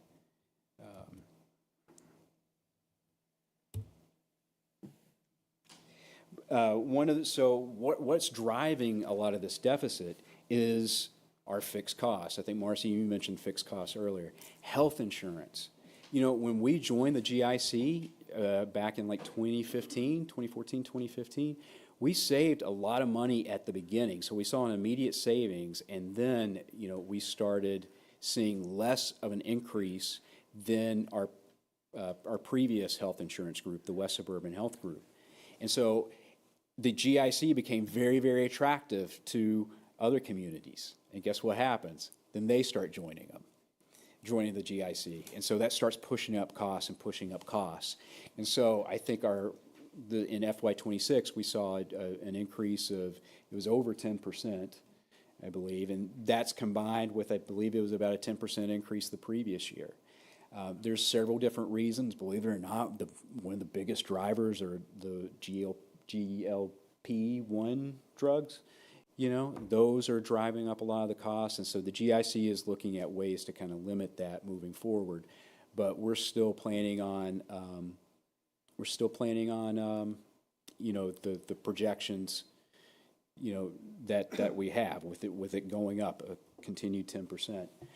Pension obligations are expected to increase, and that could actually go up higher than what we have anticipated. We're basing it on previous years and the growth over previous years. But there's two factors that go into the pension assessment. Number one, it's who are our pensioners, and people are living longer, and people's salaries have naturally grown over time, and so that number is higher, right? And then there's a catch-up provision. So we're required to be our pension system, the Middlesex County retirement system, is required to be fully funded, I believe, by 2042. Middlesex County has decided they would be fully funded by 2038. So there's a catch-up amount included in our regular assessment. So those are the big drivers, because, you know, if you look at a health insurance budget of $7 million, you know, you start looking at 10% on top of that, well, I mean, that's $700K just right there. So it can be pretty significant. So, and Michael, just for transparency, on your previous slide when you had the dollar, that $55 did not include the health and stuff like that. That's part, the biggest part of that component are the school employees. So just to be clear on that proportion, it's not like, hey, that $55 is not all encompassing of that cost, and the other one is, I know no one in this room is saying municipal and school, but just as that lays out, it's not, 55 isn't all encompassing. The overwhelming majority of the healthcare is, we have obviously the most employees, so. Right, that's a good point. I won't go through all of this just in the interest of time, but I can tell you, I met with our fire department today. You know, we have grown their staff over the years, but it really hasn't grown in the last 5 or 6. And they're looking at some of these building projects, and they're like, wait, you're looking at population increasing more, you know, more calls, same amount of people. Now you're also talking about big buildings. We've got 6 firefighters that are scheduled to be on a shift. Sometimes they drop down to 5. Not a good ratio when you see, you know, some buildings, you know, go up in flames, and you know, you've only got that many people kind of running in. Now, granted, we have mutual aid coming in, but it takes a little while for them to get here. And, you know, public safety, DPW, those are kind of easy to point out, right? You know, those are easy to kind of make the case for. But, you know, we need to look at our administrative staff, which hasn't grown. Like, we need more in our finance. You know, there's a lot more requests for information. There's a lot more information desired to help make decisions. That's important. Transparency is important. So we need that. If we want to look at long-term planning, we need to hire additional planning staff. You know, we need to look at, if you want to look at more projects, et cetera, we need to hire more administrative staff as well. So that's kind of the whole situation. And so what are we, how do we get out of this mess, right? How do we make a change? How do we change the trajectory?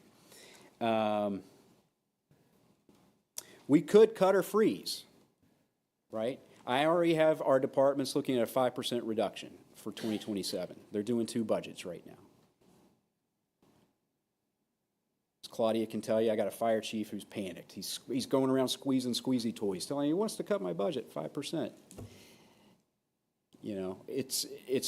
I talked to Dougie Small today, at DPW. 5%, that cuts out virtually everything out of salaries and a bit of salaries as well. But that's the number that we would have to hit to basically shave off our portion of that deficit.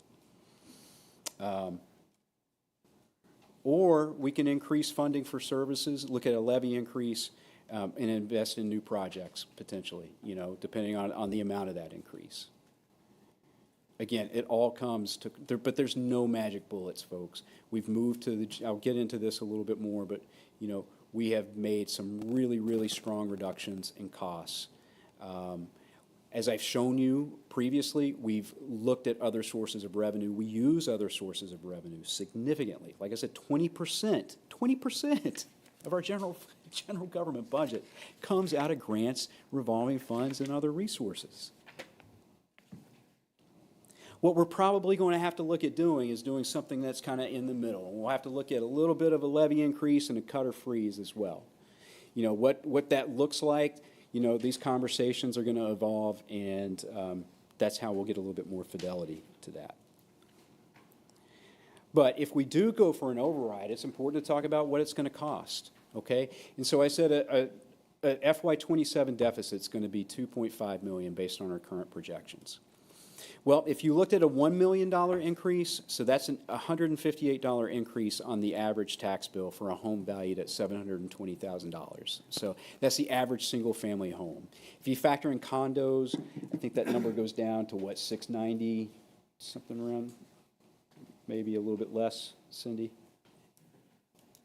Didn't have it right in front of me, didn't think I was going to say it. As she's looking for that, I'll go to the $3 million increase. Michael, is that an annual figure? I'm sorry, yes, that is annually. That is annually. And then a $3 million increase would be a $475 increase. So a $3 million increase in the levy equals a $475 annual increase on the tax bill, again, for a home valued at $720,000. And Michael, this doesn't take into account, this is just on the municipal side. This does not include. No, this includes everybody. Oh, it does, okay. This includes everything. I just wanted to make sure we were on the same page. Okay. Is there going to be a slide that shows potential cuts and freezes as well? Nope, not yet. Has that been, if you guys have thought about what the override amount would be, if we had to do this, given this Venn diagram, have you guys discussed it, or? So John, talking about big figures? Yeah. Yeah, so 2.5 million, so you look at 30% on the municipal end, so you're talking about $750,000, and then the balance on the school end. Yeah, you're talking about significant, 1.8 million for the school department. Okay. Significant. It's significant.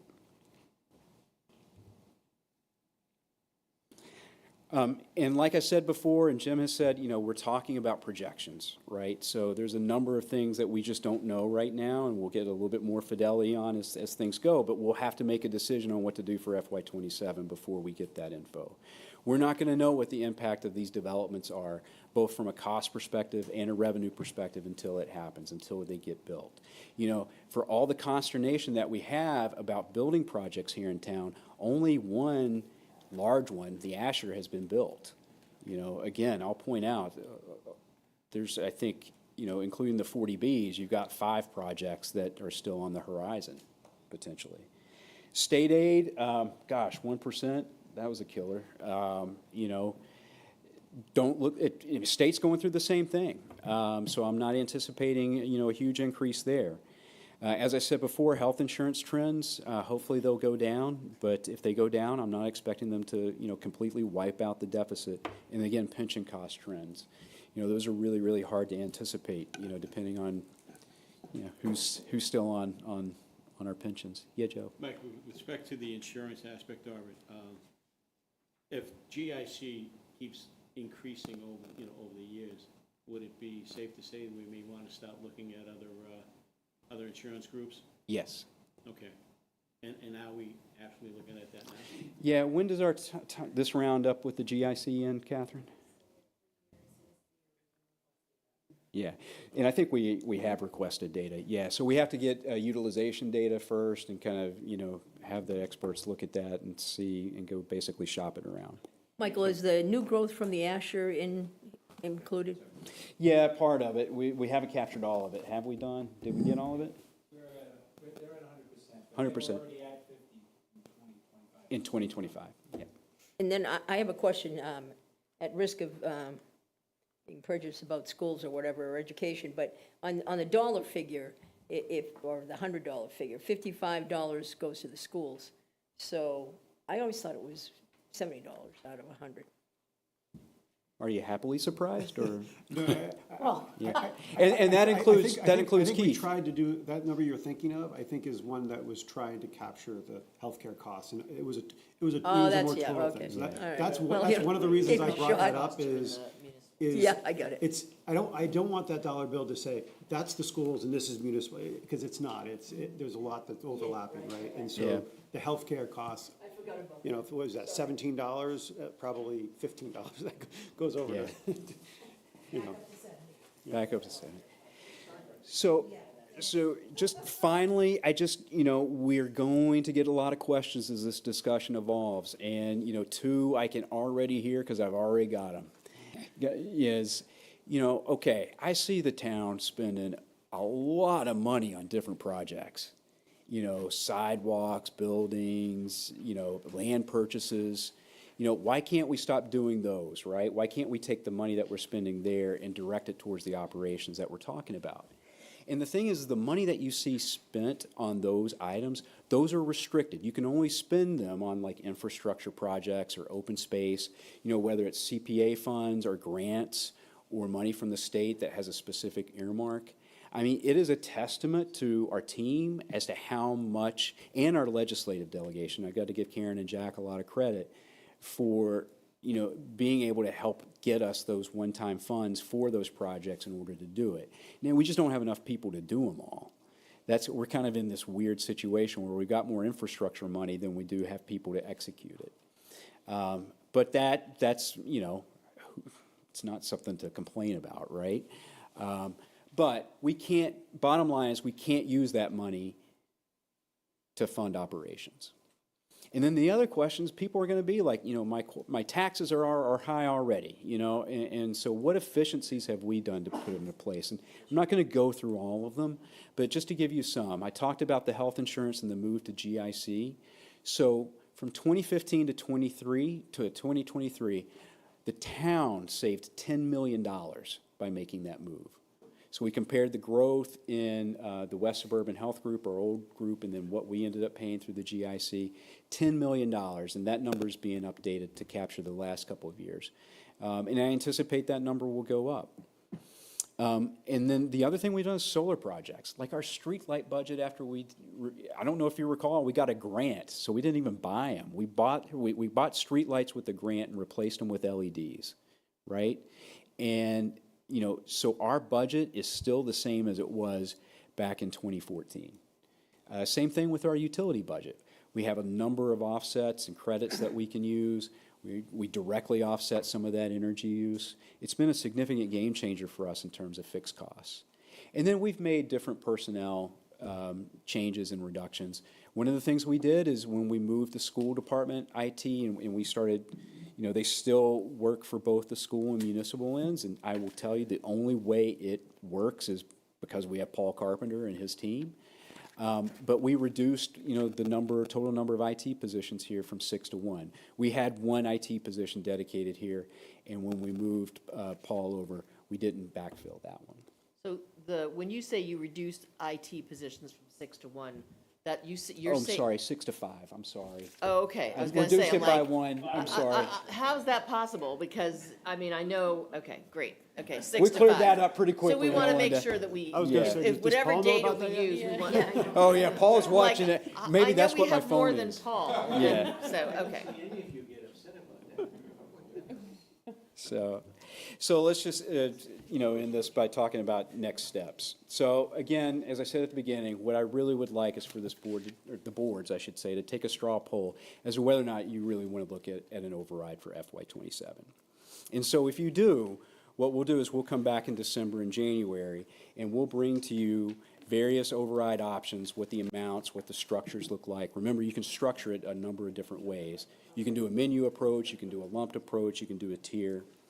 I would anticipate, if everybody is satisfied, the select board would have an opportunity to place the article on the warrant and the ballot for March 26. And then in May 26, we would have the respective town meeting and ballot votes.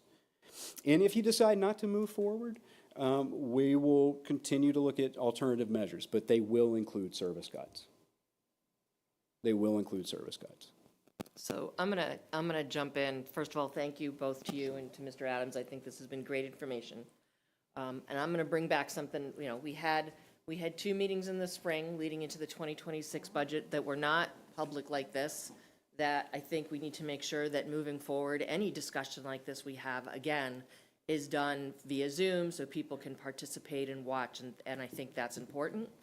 I personally, there are 17 people in the room. Yes, we're all elected officials, but 17 people of a community of 18,000 people, I don't know.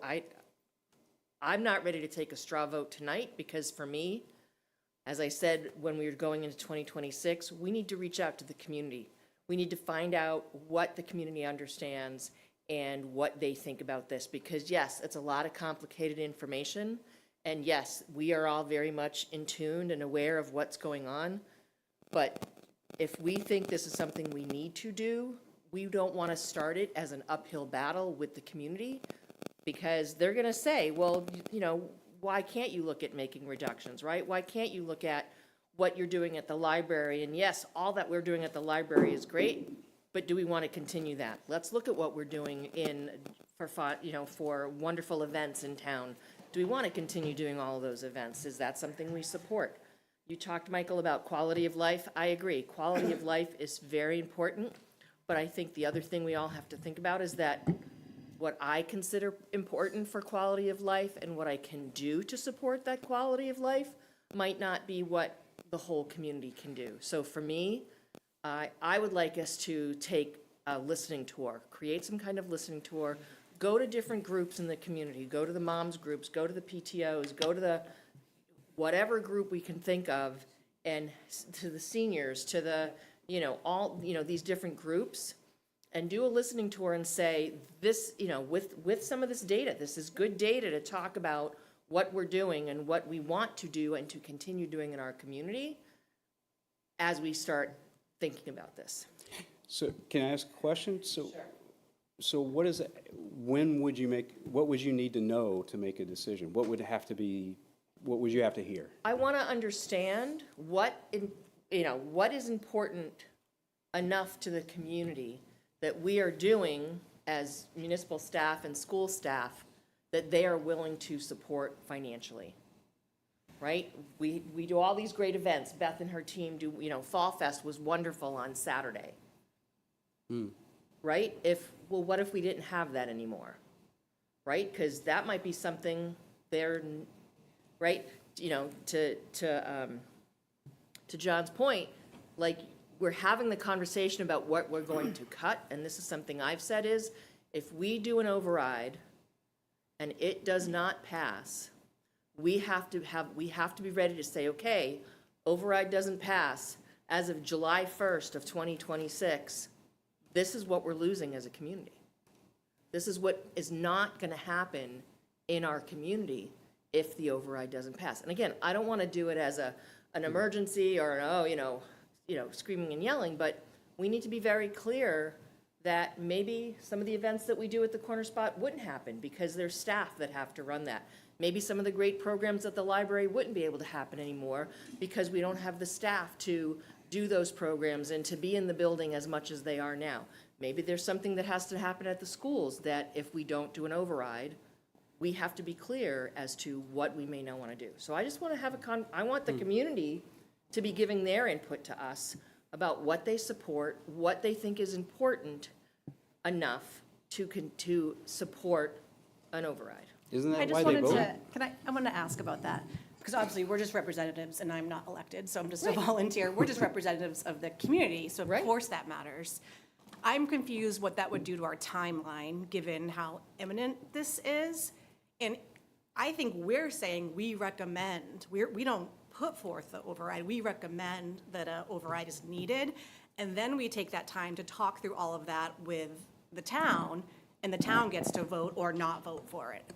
I think that makes sense, but I feel like one thing we learned is the last time, it was a really long process, if I'm right. Felt pretty long. It's not that long. It seemed long, but it was not that long. But I think some of the things we maybe learned, or you got the sense that maybe there was so much time that it got confusing, and not that we want to rush the process, but. How it was presented last time was Oh my gosh, it was very complicated. Yeah. Just the fact that you guys are talking about we didn't make cuts, but when it didn't pass, folks, it was that was never the plan.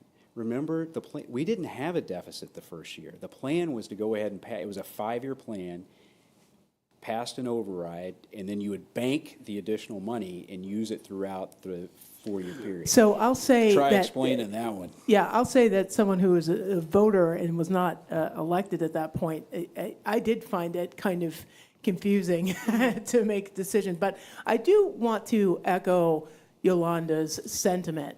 The last time that we got together, when we met, I think in the spring, and we talked about this, we made it very clear, I think we all made it very clear, that we needed to make sure that we had some kind of community input on this cycle, and that's why we're talking now, right? You know, I'm looking at the next steps. It's important, I think it's important for us to inject some element of community feedback before we make any final decisions on what, if an override happens and what that looks like. So I think that, you know, I understand the time crunch. I understand that we're running a little late on what we need to do. But I think if we skip that, and we need to identify the best way to do this within the time we have, but we need to include that community listening piece and education piece to determine what our next steps are, because we did say that we were going to do that last time, and I think we do need to fulfill that promise. I guess So- I'm wondering, why can't they happen in tandem? You know, it's I don't get it. Why can't logistically, it happen at the same time? like I said, I think but Yeah. I'm just saying that, like, we just have to include that, and we can But if figure out said what we that started looks right like. now, Right. and then at the end of the year, we come back together, Yeah, then we're so- starting again, if we do it at the same time. Here's why. Well, or, I mean, you know, again, I'm only one person, there's a lot of us sitting at this table, because my fear is that if we here go, you know what, we think an override is what is needed based on what we've heard from Michael and Jim. Yeah. We're gonna start going to the community and they're gonna go, you guys have already decided. You guys have already determined.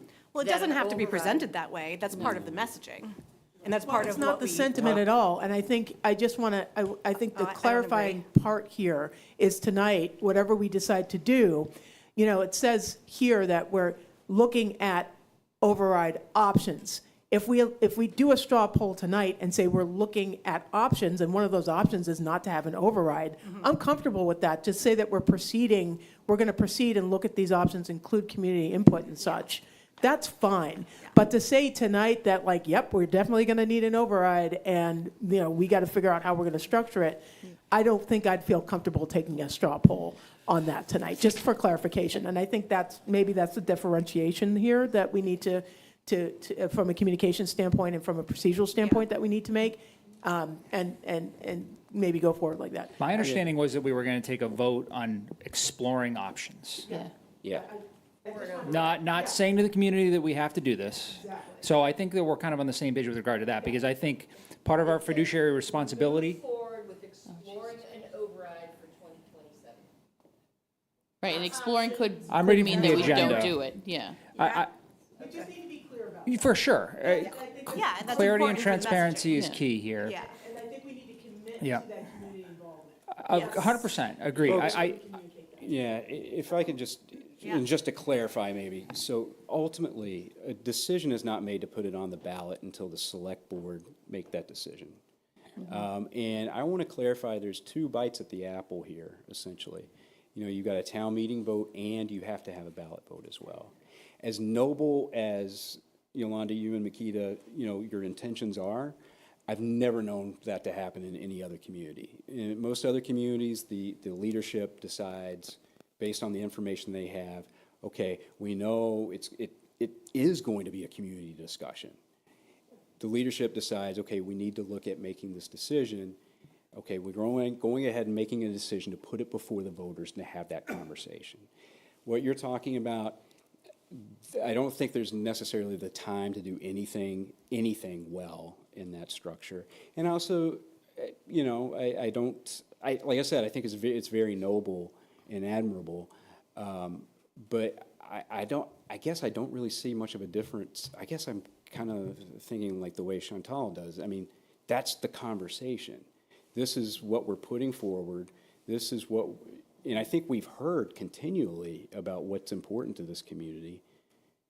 I'm seeing a lot of head shake, nod. I think some of it's semantics, which is really important, versus Yeah. we're Yeah. saying we need an override versus we're saying we think we need to talk as a community about our options, several of which are types of overrides, and one of their options is not to vote for an override. So part of it is messaging and semantics, but I think to miss the opportunity to start now would be a big mistake. Right. And I agree. I think like we should, if we decide that we're gonna kind of explore these options, that all of us here, not Michael, but all of us here are tasked with the community engagement over the next 2 months, so that when we do have options in front of us, we have some Right, community. so they're informing the next steps, Yeah. very Yeah. much informing So, the and next I would steps. say that that's all incumbent on us to have these conversations, and maybe as different boards, we figure out the ways best to do that. I think that's fair, and I think when we say semantics, sometimes people think that's dismissive, that's not. Yeah, and I want to don't make mean it sure. in a I know that's dismissive not what way. you meant, I wanted to clarify that as well. Yeah. But because, again, you know, I think we have to be very specific and intentional with our communication, even during our discussion this evening. I think clarifying the point tonight about our path forward was a worthy discussion to make sure that we understood that we are going to go forward and we're going to explore options, one of which might be not pursuing an override, but we're exploring options at this point. And if that's what we're doing tonight, and we're saying that we're going to commit to doing that, I don't have any problems with that, but I just wanted to make sure that if that's what we're doing, we're communicating that clearly. Yeah, and the other component is, I don't think it's binary. I don't think you can have the discussion with the community without doing the work, because it's going to be it's not going to be a very productive conversation. Right, If you don't come with any answers to the obvious questions and those things, so, and quite frankly, we can't do anything binding because our agenda just says discuss budget. Right. So Right. we can't take a vote of Well, any it says substance, straw poll. even if we wanted to. So just be clear on that. But I think it's committing to the work, and I agree with you. I think we talked a lot about the committing to doing the work before, and I think some work's been done, but that's going to be key, because you can't have the conversations without doing, it's the catch-22, and you got to find that right balance of when are you ready to go have that conversation, and you're always going to have people saying, you've already decided because you've done all this work, but we have to do the work To understand whether. to have a good conversation, because you can't just say, hey, what do you value? Okay, thank you, I'll come back and you're not going to get that many iterative conversations, right? So you got to strike that right balance of when you engage during a process of discovery, right? You need the information to have a productive conversation. I don't disagree with you, Paul. I think that the information needs to come first. I think one of the ways of discussing this with everybody in and around town, giving everybody the opportunity. We've had public forums for a lot of different things, and I think this is really important. It's important for every resident in town. So why not have a public forum on this topic? Have all the answers to the questions we know are gonna be asked, like you've already mentioned. And then you're not missing people. You're giving them an opportunity to come to a public forum. Whether they come or not, that's up to them. I mean, you can lead a horse to water, but that's as far as it goes. So you bring people in. You provide them a location, community center, maybe here. We have other, options, Zoom, and WACA has all these different technical advances that we could utilize to reach as many people as possible. To sit and go talk to people individually, that's a great idea, but at the same token, you're putting a lot of energy out there, and you may not be reaching the people that we need to reach. So my suggestion would be to set up a public forum, get the answers to the questions that we know are gonna be asked, and then if the people decide to come, they come. If they don't, well, shame on them, because it's their future. Yeah. It's their tax dollars that we're working with. I think, in another, I think a question I would love to know from the community is what kind of information do they need? Right. Like, what kind of questions do they have? What do they want to know? I think one thing I'll mention along those lines is, speaking on behalf of the Finance Committee, we're anxious to have public engagement because we feel that there is a mirror that needs to be held up to this community. And there's nothing emotional in that statement. It's just that this math, eventually, if something is not done, there is going to be a fiscal reckoning of some kind. That's just that's it, full stop. I mean, and so I'm not trying to frighten anybody, but a protracted economic downturn with unemployment and declining home prices and rising interest rates and rising inflation will devastate us. And we're not concerned, Finance Committee, again, speaking on behalf of the committee, we're not concerned about a 2% deficit because we know these guys can sharpen their pencils and they might have to lay a few people off and that would not be great, but we're not worried about that because we know that that can be absorbed more or less and we could probably get by with minor disruption. A systemic disruption, though, 10%? We're not ready for that. And we're not doing this more or less for the residents that are even living here today. We're looking at doing this for the people who are going to be here 10 years from now.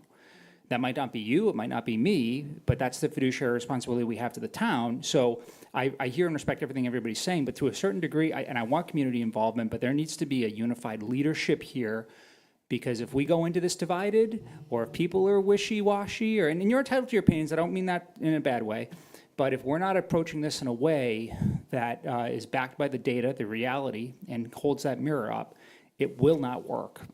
And I'm nervous about what that means for our future. Yeah, I Truly. think it's, I'm sorry. Please, no.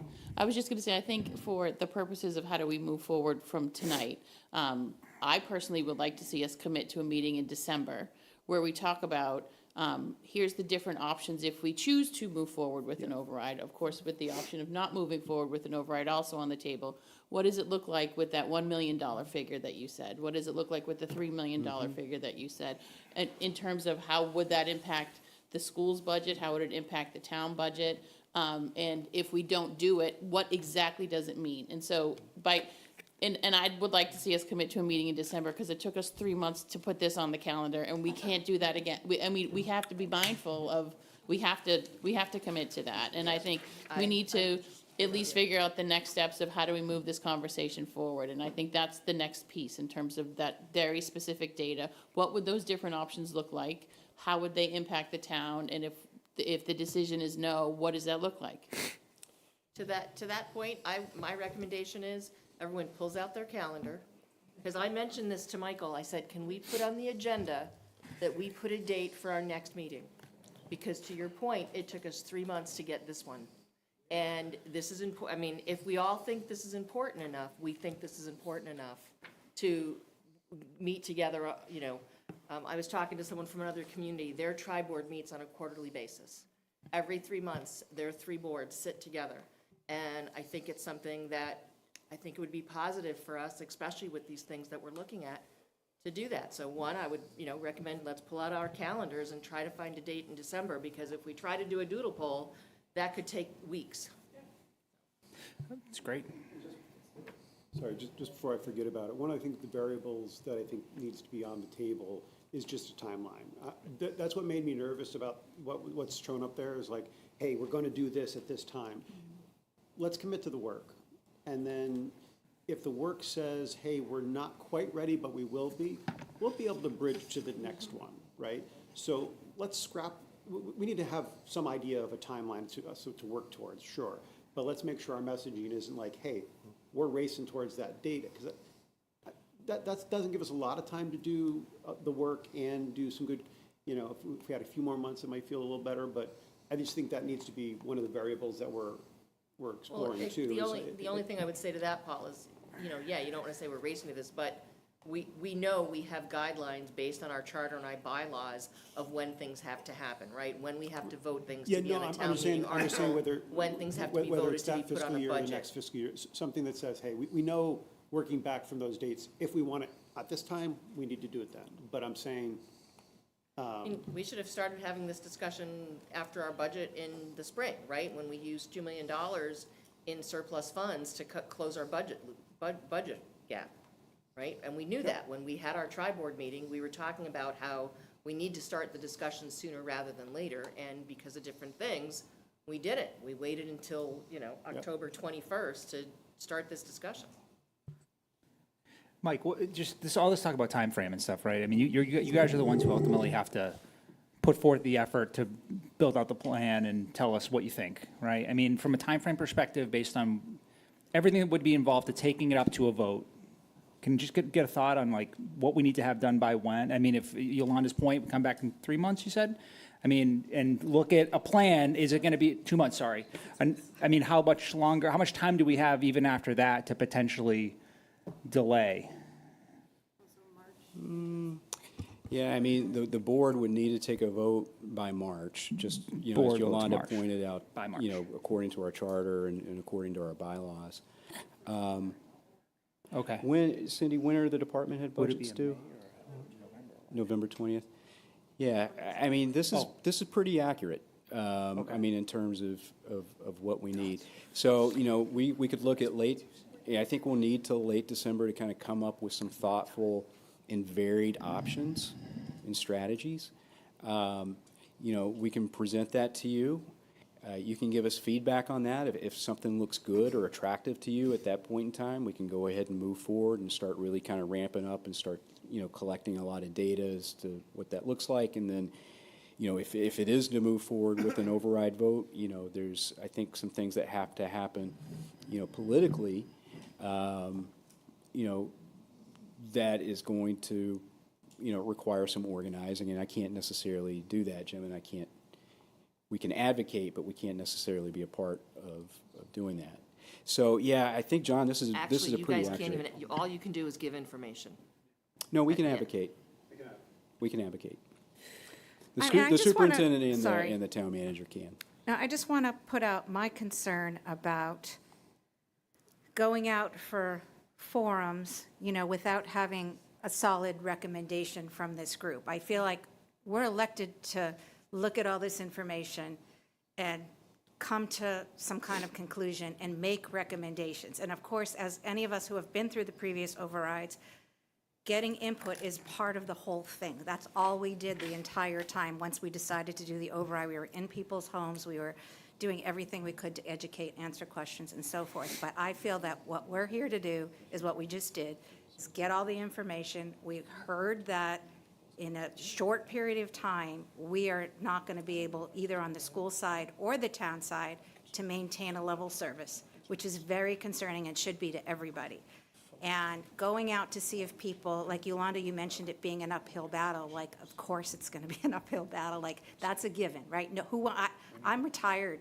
I don't want to pay for an override, but I will, because these kinds of things are important to me.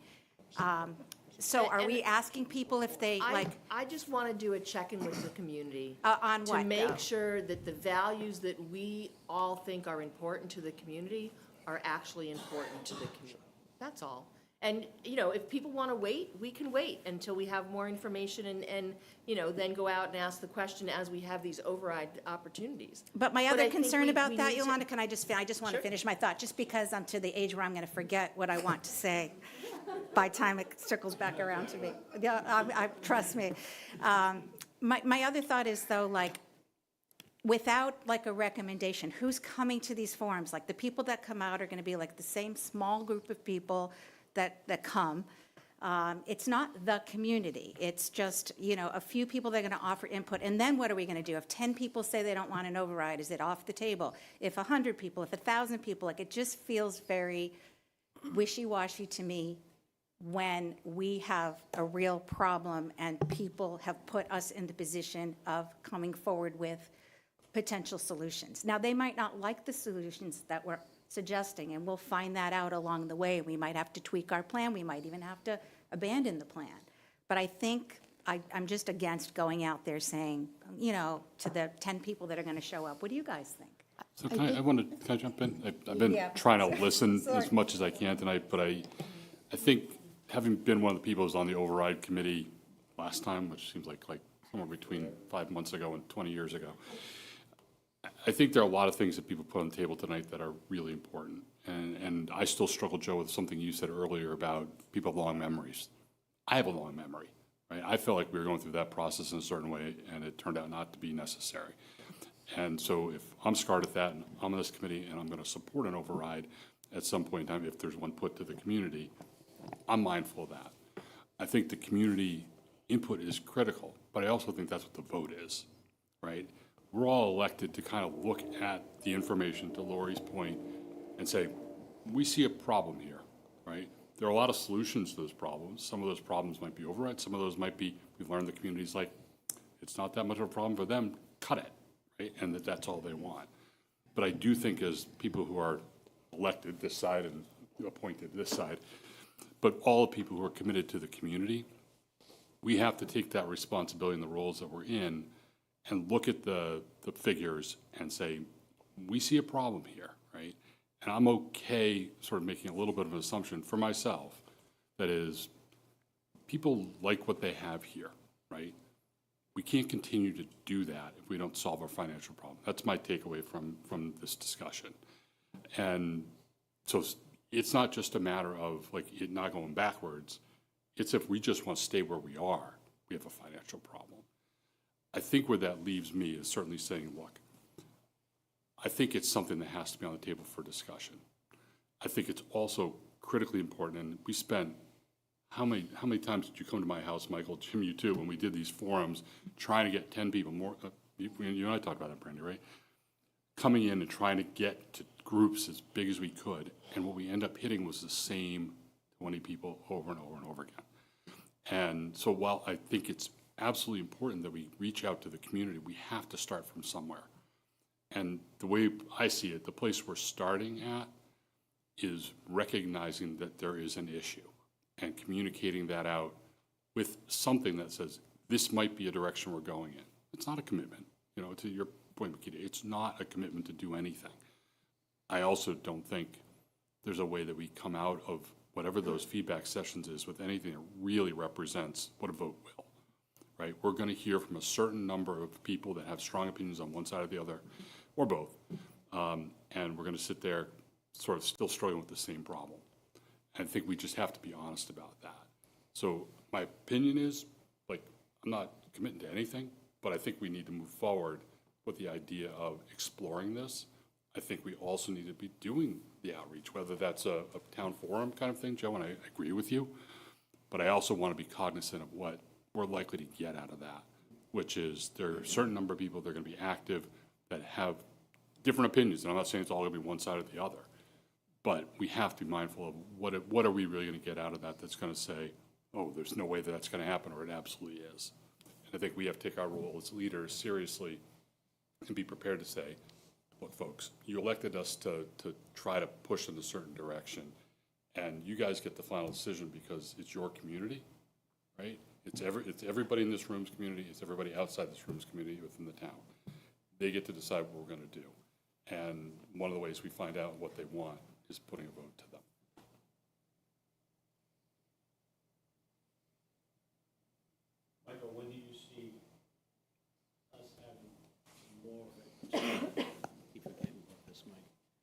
when do you see an opportunity to have more solid figures? And yeah, I know, I wish I could pull a rabbit out of my hat, but that's not going to happen either. I would think we have some understanding of, I mean, if we're showing a potential $1 million, you know, that we need either $1 million or $3 million, we've seen from the school department what their potential deficit is. We've seen it from the general government side, what our potential deficit is, right? So to me, for me, the thing that I think is important is, okay, if we need to cut X million, you know, X amount of money, what would that look like? What are some things what are the options of possible things that we may lose as a community? I think that's. I think from the school side, Yolanda, I can only speak to the school side, but that gets kind of dangerous to start doing that before we actually have to do it, because things change so quickly, like the enrollment might change, so we might not need 10 kindergarten teachers. We might need 8, you know, and so that we're going to look at it a whole different way on that budget season, and then it affects our credibility. If we said we were going to lose this teacher, but then something changed within our system that we no longer have to lose that teacher, that doesn't mean we're going to have the pain somewhere else. Here's an example, right? Jim has mentioned that the athletic department has a $300,000 deficit every year, right? Yeah. Okay. Well, we either have to make up that deficit or do something to not have that deficit, right? There's a number of us around the table that are here in finance, and if you have expenses more than your income, you need to have an idea of how you, and I understand it's tough with specifics, but then we can say, potentially we can say from a school side, we may need to, if we can't meet the expected increase in costs, then we may need to decrease some of those costs. And it's hard because you don't want to have specifics. It's hard to say exactly what. So one of the reasons why athletics has kind of stayed the way that it is because every single year we're forced with, do we hire the special education teacher or do we put more money? I've spent the time on this. I understand. Right, you've been on the school committee, but that's why it's hard to go out to the community though, outside of so like then the maybe budget we season. don't need those specifics, right? People are saying, well, we need. Maybe it's not that specific that we need, right? Maybe the understanding is we see this budget gap between revenue and expenses. We're expecting a higher potential budget gap based on federal income or state income and state aid. So from that perspective, right? If we're looking at pure numbers, we do need a budget. We do need an override, right? If we're looking at pure numbers, based on what we heard tonight, heck, we need an override. My thing is that I want the community I want to know what their specific values are, right? There's a lot of talk about sports. My kids didn't do sports. Does that mean it's not important? No, but it's something we have to think about. Right? We do a lot of community events here in town that are all great events. Are they important enough to our community to support that? Right? The great stuff that's happening in our library, the people we've added in different departments, all the great stuff we're doing in our community center and at our senior center, if people value that, then I would feel more comfortable saying, okay, enough people that I've spoken, and I'll go out and do some of this on my own. I have no problem doing that.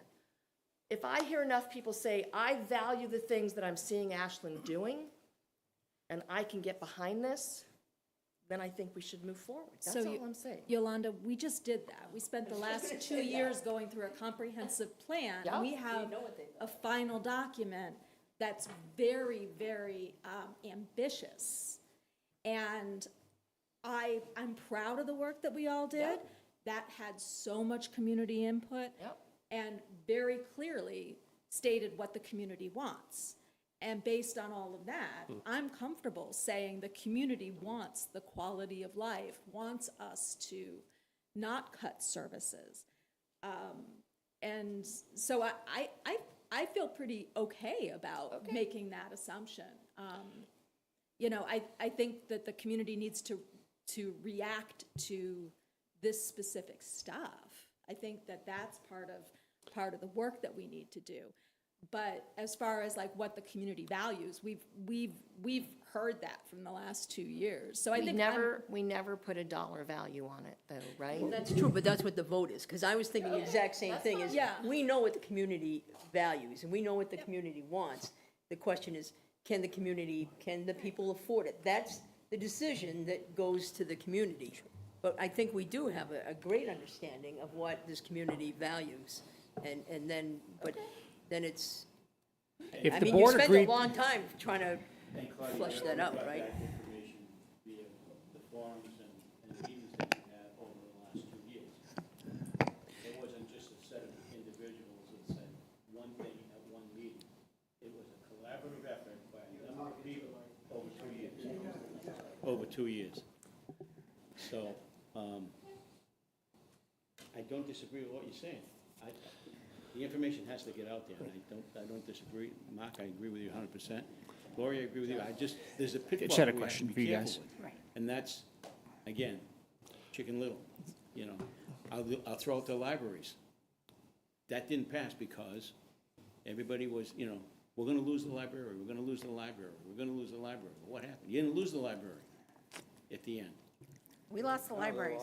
Not I for- just want not to say for- something. In school, you're talking about. No, Yeah, yeah. but it sounds like, I mean, it sounds like there is agreement here that, you know, the path forward involves a very strong and clear and intentional communications effort from this group to the community. And we need to listen to find out, you know, we can lay out the options, we can say what we recommend, we can listen as we're gathering this feedback, and to your point, if there's adjustments that need to be, if there's adjustments that we feel that need to be made before the final proposal goes in.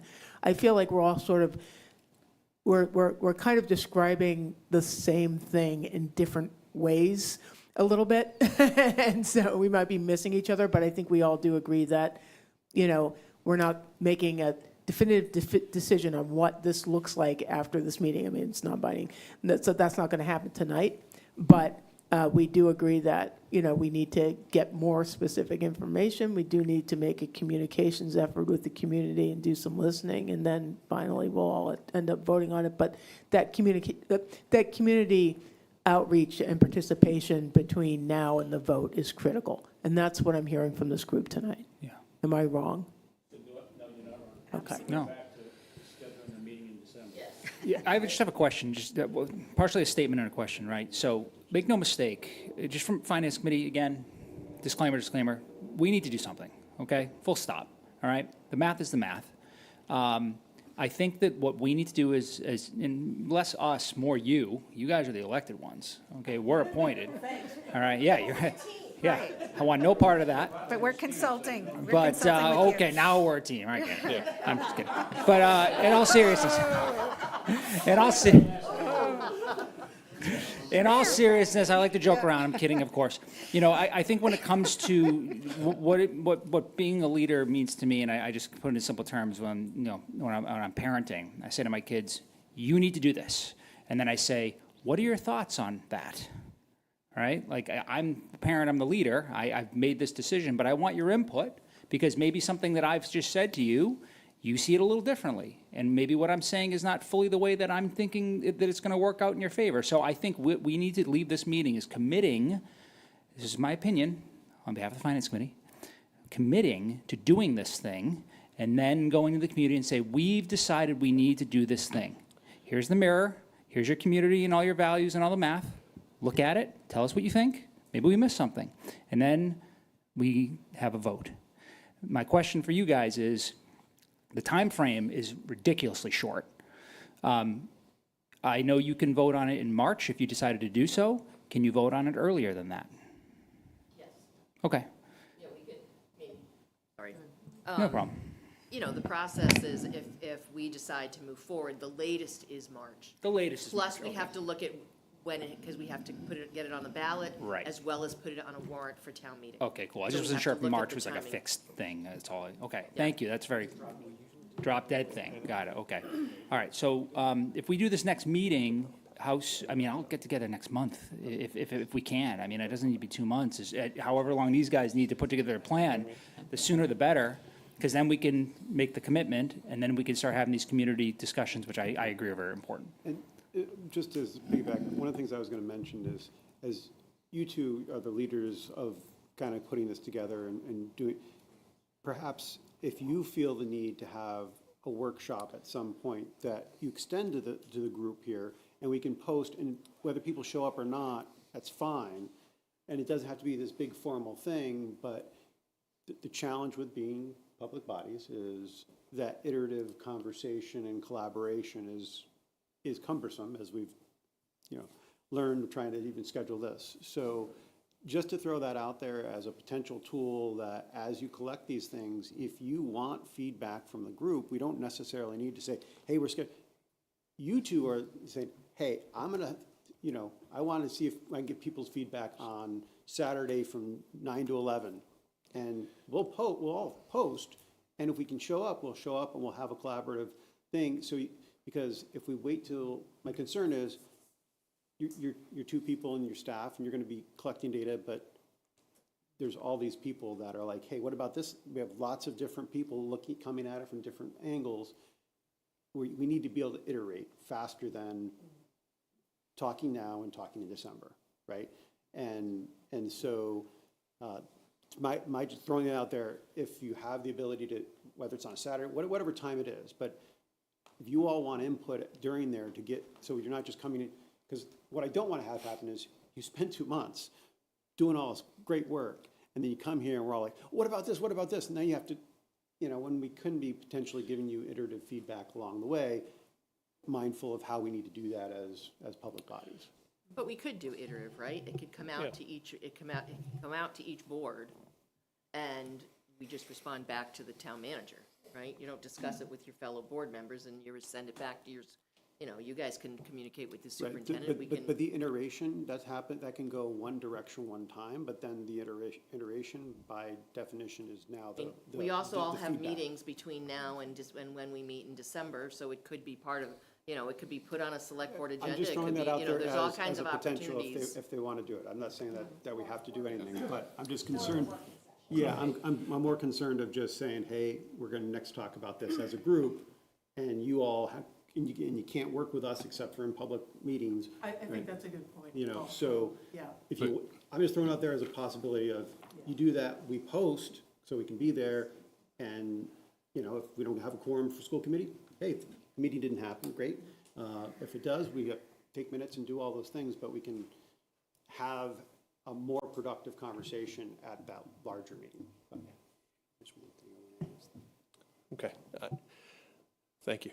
Everyone, great dialogue. I appreciate it. And I think as we get our marching orders, if you will, the one thing I want to be cautionary of to all of you and to our community, and some would argue that I've been a leader and a superintendent who has a soft spot for my faculty and staff, because I do, and because I think about the morale of my staff on a regular daily basis, and I work hard to develop an organization and a community of learners within my building that is respectful and appreciative and thoughtful of one another. When we start having these conversations and you start saying, hey, Jim, we want you to pull together that 10% cut and be ready for that conversation. I just want to warn everyone here, it may not hit your desk, it will certainly hit mine and it hit Michael's, that there's a morale piece that will impact and infect our school system. Yeah. It will happen. And that's okay. It's why you pay me. I can deal with it. But the greater point is, as we start having dialogue in terms of options, I want to be able to be clear and transparent with my folks. They're like, what 25 people are you cutting, Jim? What does that look like? I don't know. I can't tell you that. As hard as I've worked in the 16 years here developing, building relationships with my faculty and staff, I can't tell you that. So it then becomes an issue within our community too, right? Because a lot of our faculty and staff live within this community. And we certainly know where our educators are going to stand in terms of their desires within the budget cycle, in terms of an override or non-override, and cutting this or cutting that. They certainly will be protecting of their roles, as they should be. I have no issues with that. But it's just cautionary. I think we're having great conversation, but I don't think that has even come to anyone's tongue tonight, saying, we've got to be thoughtful. Yes, we may have to go down and have an option that says we have to cut X percentage. But if I went back to my admin team right now, and I know we have some faculty watching this because I've had a couple texts, and if they're saying, hey, Jim, you've got to walk away now and think about cutting, You already have a directive to cut 5%, right? No, that's not my directive. I mean, it's Michael's conversation with his staff. It's not my conversation. I don't have that directive. And I think I'm working on my budget. I'm trying to figure out what my budget looks like. So right now, you're not looking at any budget for 2027 that includes cuts? I am not, no. 3.75. I'm working on it at 3.75% increase right now, which would absolutely lead to potential cuts. Okay. Yes. Okay. So you're, okay. Right. So you're, okay, because But I'm not working under the presumption that I have to start with a 5% cut reduction. And my specific instructions to my team were, you're going to do two budgets. So one is a level funded budget, not a level services, but you keep the same funding as FY '26, and then you also do one with the. Yeah, sorry. Sorry, just Level briefly. funded, level services. Yeah, I've got a couple, so our departments are doing a couple of different budgets. One is a level funded one, so the same funds as FY '26, and there will be reductions there. Or there will have to be some kind of reductions in services there. But then also a 5% reduction as well. And I can support 110% what Jim said. Just asking my department heads to do that has created a level of discomfort. And, even when I've told them, like, if you need to cut salaries, don't cut individual positions, just cut it off the salary line and we'll figure it out. And it doesn't mean that you're going to get a 5% reduction if we do. But, on one hand, I'm saying make a 5% reduction. On the other hand, I'm saying, hey, don't worry about it yet. But one thing I was very clear about is I don't have all to my staff is I don't have all the answers right now, but I will be 100% transparent with you in terms of the direction that we get and the direction in which we're heading. And the other thing I want to point out is there is a time issue here because this is what we're talking about tonight, but Jim and I have to walk and chew gum at the same time. There's plenty of other, this is not the only thing on our plate. We have a lot of other things that we have to do. And so this timeline is put together in a way that gives us, I think, with the time we have, probably the best possible chance to give you the best possible options. Yeah, I just wanted to echo a little bit about what Jim said, because I have a long memory in this town, and I was here when we had an operational override that failed, and that ultimately we did lay off many people and many teachers, and it was devastating to this community, and I would suggest to you that even today, 22, 23 years later, that there are still positions that we never got back. 100%. That we have many fewer at the high school, many fewer, think of it, but positions, we have fewer languages that we teach, we never recovered from it. So, but in terms of the morale, it's absolutely palatable. So I just want to, and I was sitting here thinking about that, Jim, so I had put words to it, but it's true. If you think December's fine, I mean, that's fine. But I think if there is this motivation to do this sooner, I'm first and foremost happy to get back together sooner if that would afford you guys more time. But I realize that we all have different schedules. What do you think? Is December okay? December's okay. It does not preclude us from having any dialogue ahead of time. And, there's one thing I would ask you to start doing homework on. And if you can't, and it's easy to find these resources on the Massachusetts Department of Revenue website or Division of Local Services, however you want to talk about it, is the structure. So there's a number of different ways you can structure an override. You can structure it as a menu approach, where there's an individual question for different departments. You can structure it as a lump sum, you know, just one big number that encompasses everything that we want to encompass as a community. And then there's also a tiered structure, which I believe is what we tried to do at the last one, where you have like one kind of base number and then enhancements in another number. You know, both, to get the higher number, both would need to be voted on. So I would encourage you to take a look at that, kind of do some research on that, look at what other communities have done, because I would appreciate your thoughts on that, because that's going to be a big decision, a big part of the decision, I should say.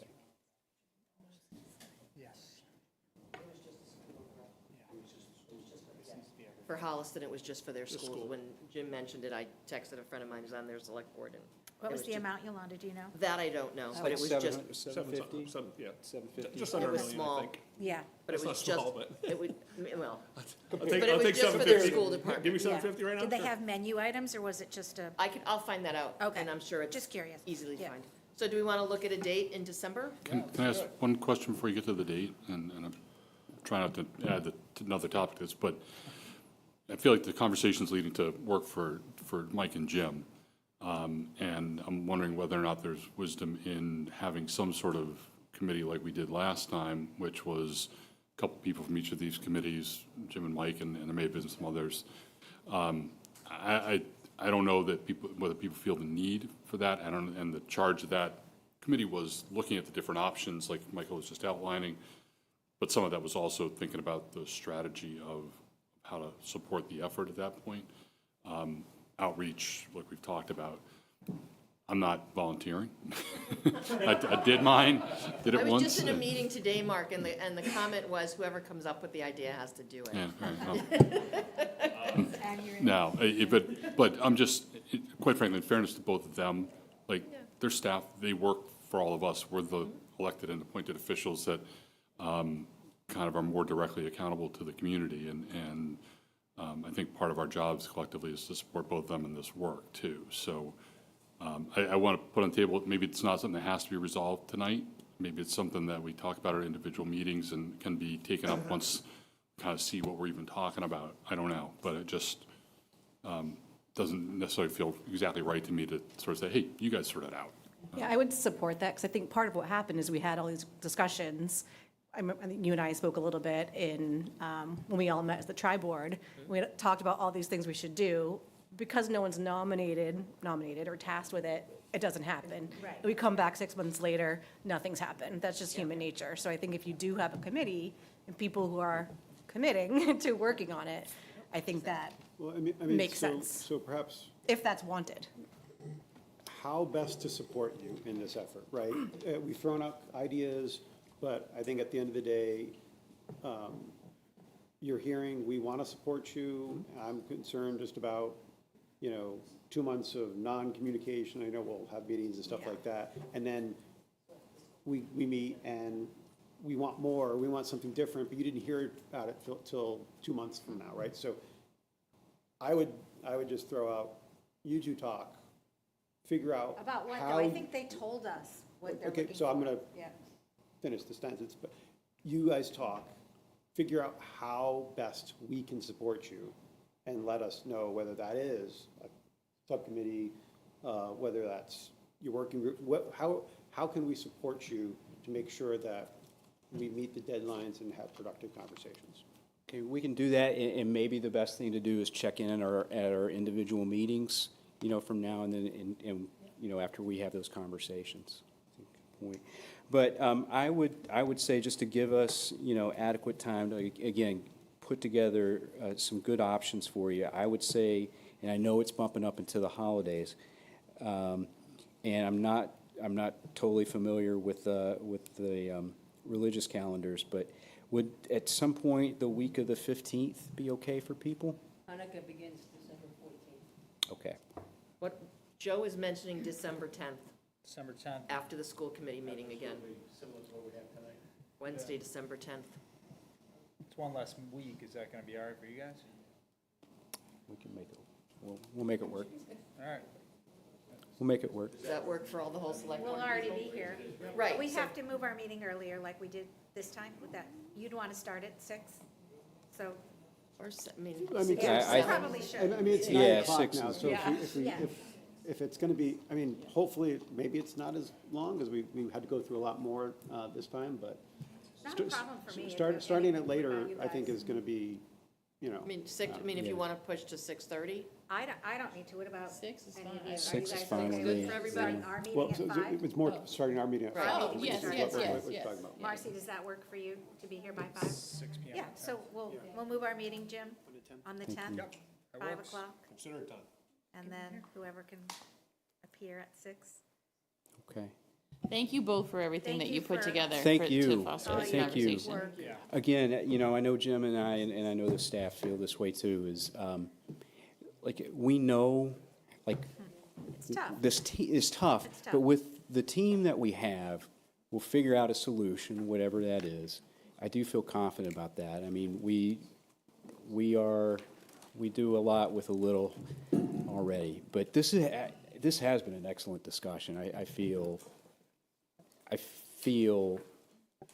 good about the dialogue, and it's teamwork. It's going to take teamwork to solve this problem, whatever way we choose, right? Whatever direction we go in, and I think this was a good exhibition of what that teamwork looks like. So, Yeah, and I just want to, I probably say this each time we meet, but this is unique in the Commonwealth. totally is. There's, you can count on one hand, and you'd still be able to ball your fist on how many other communities can have these three groups sit here, have a good conversation that doesn't involve, you know, some choice words, have two leaders that work so well together. So, and I think it's, a lot of it is the work that you both do. So kudos to you on that. yeah. You're here. Yep. Motion to adjourn? Motion to join the select board. Second. Oh, that's right. You got one more thing to do. Oh, okay, never mind. Second?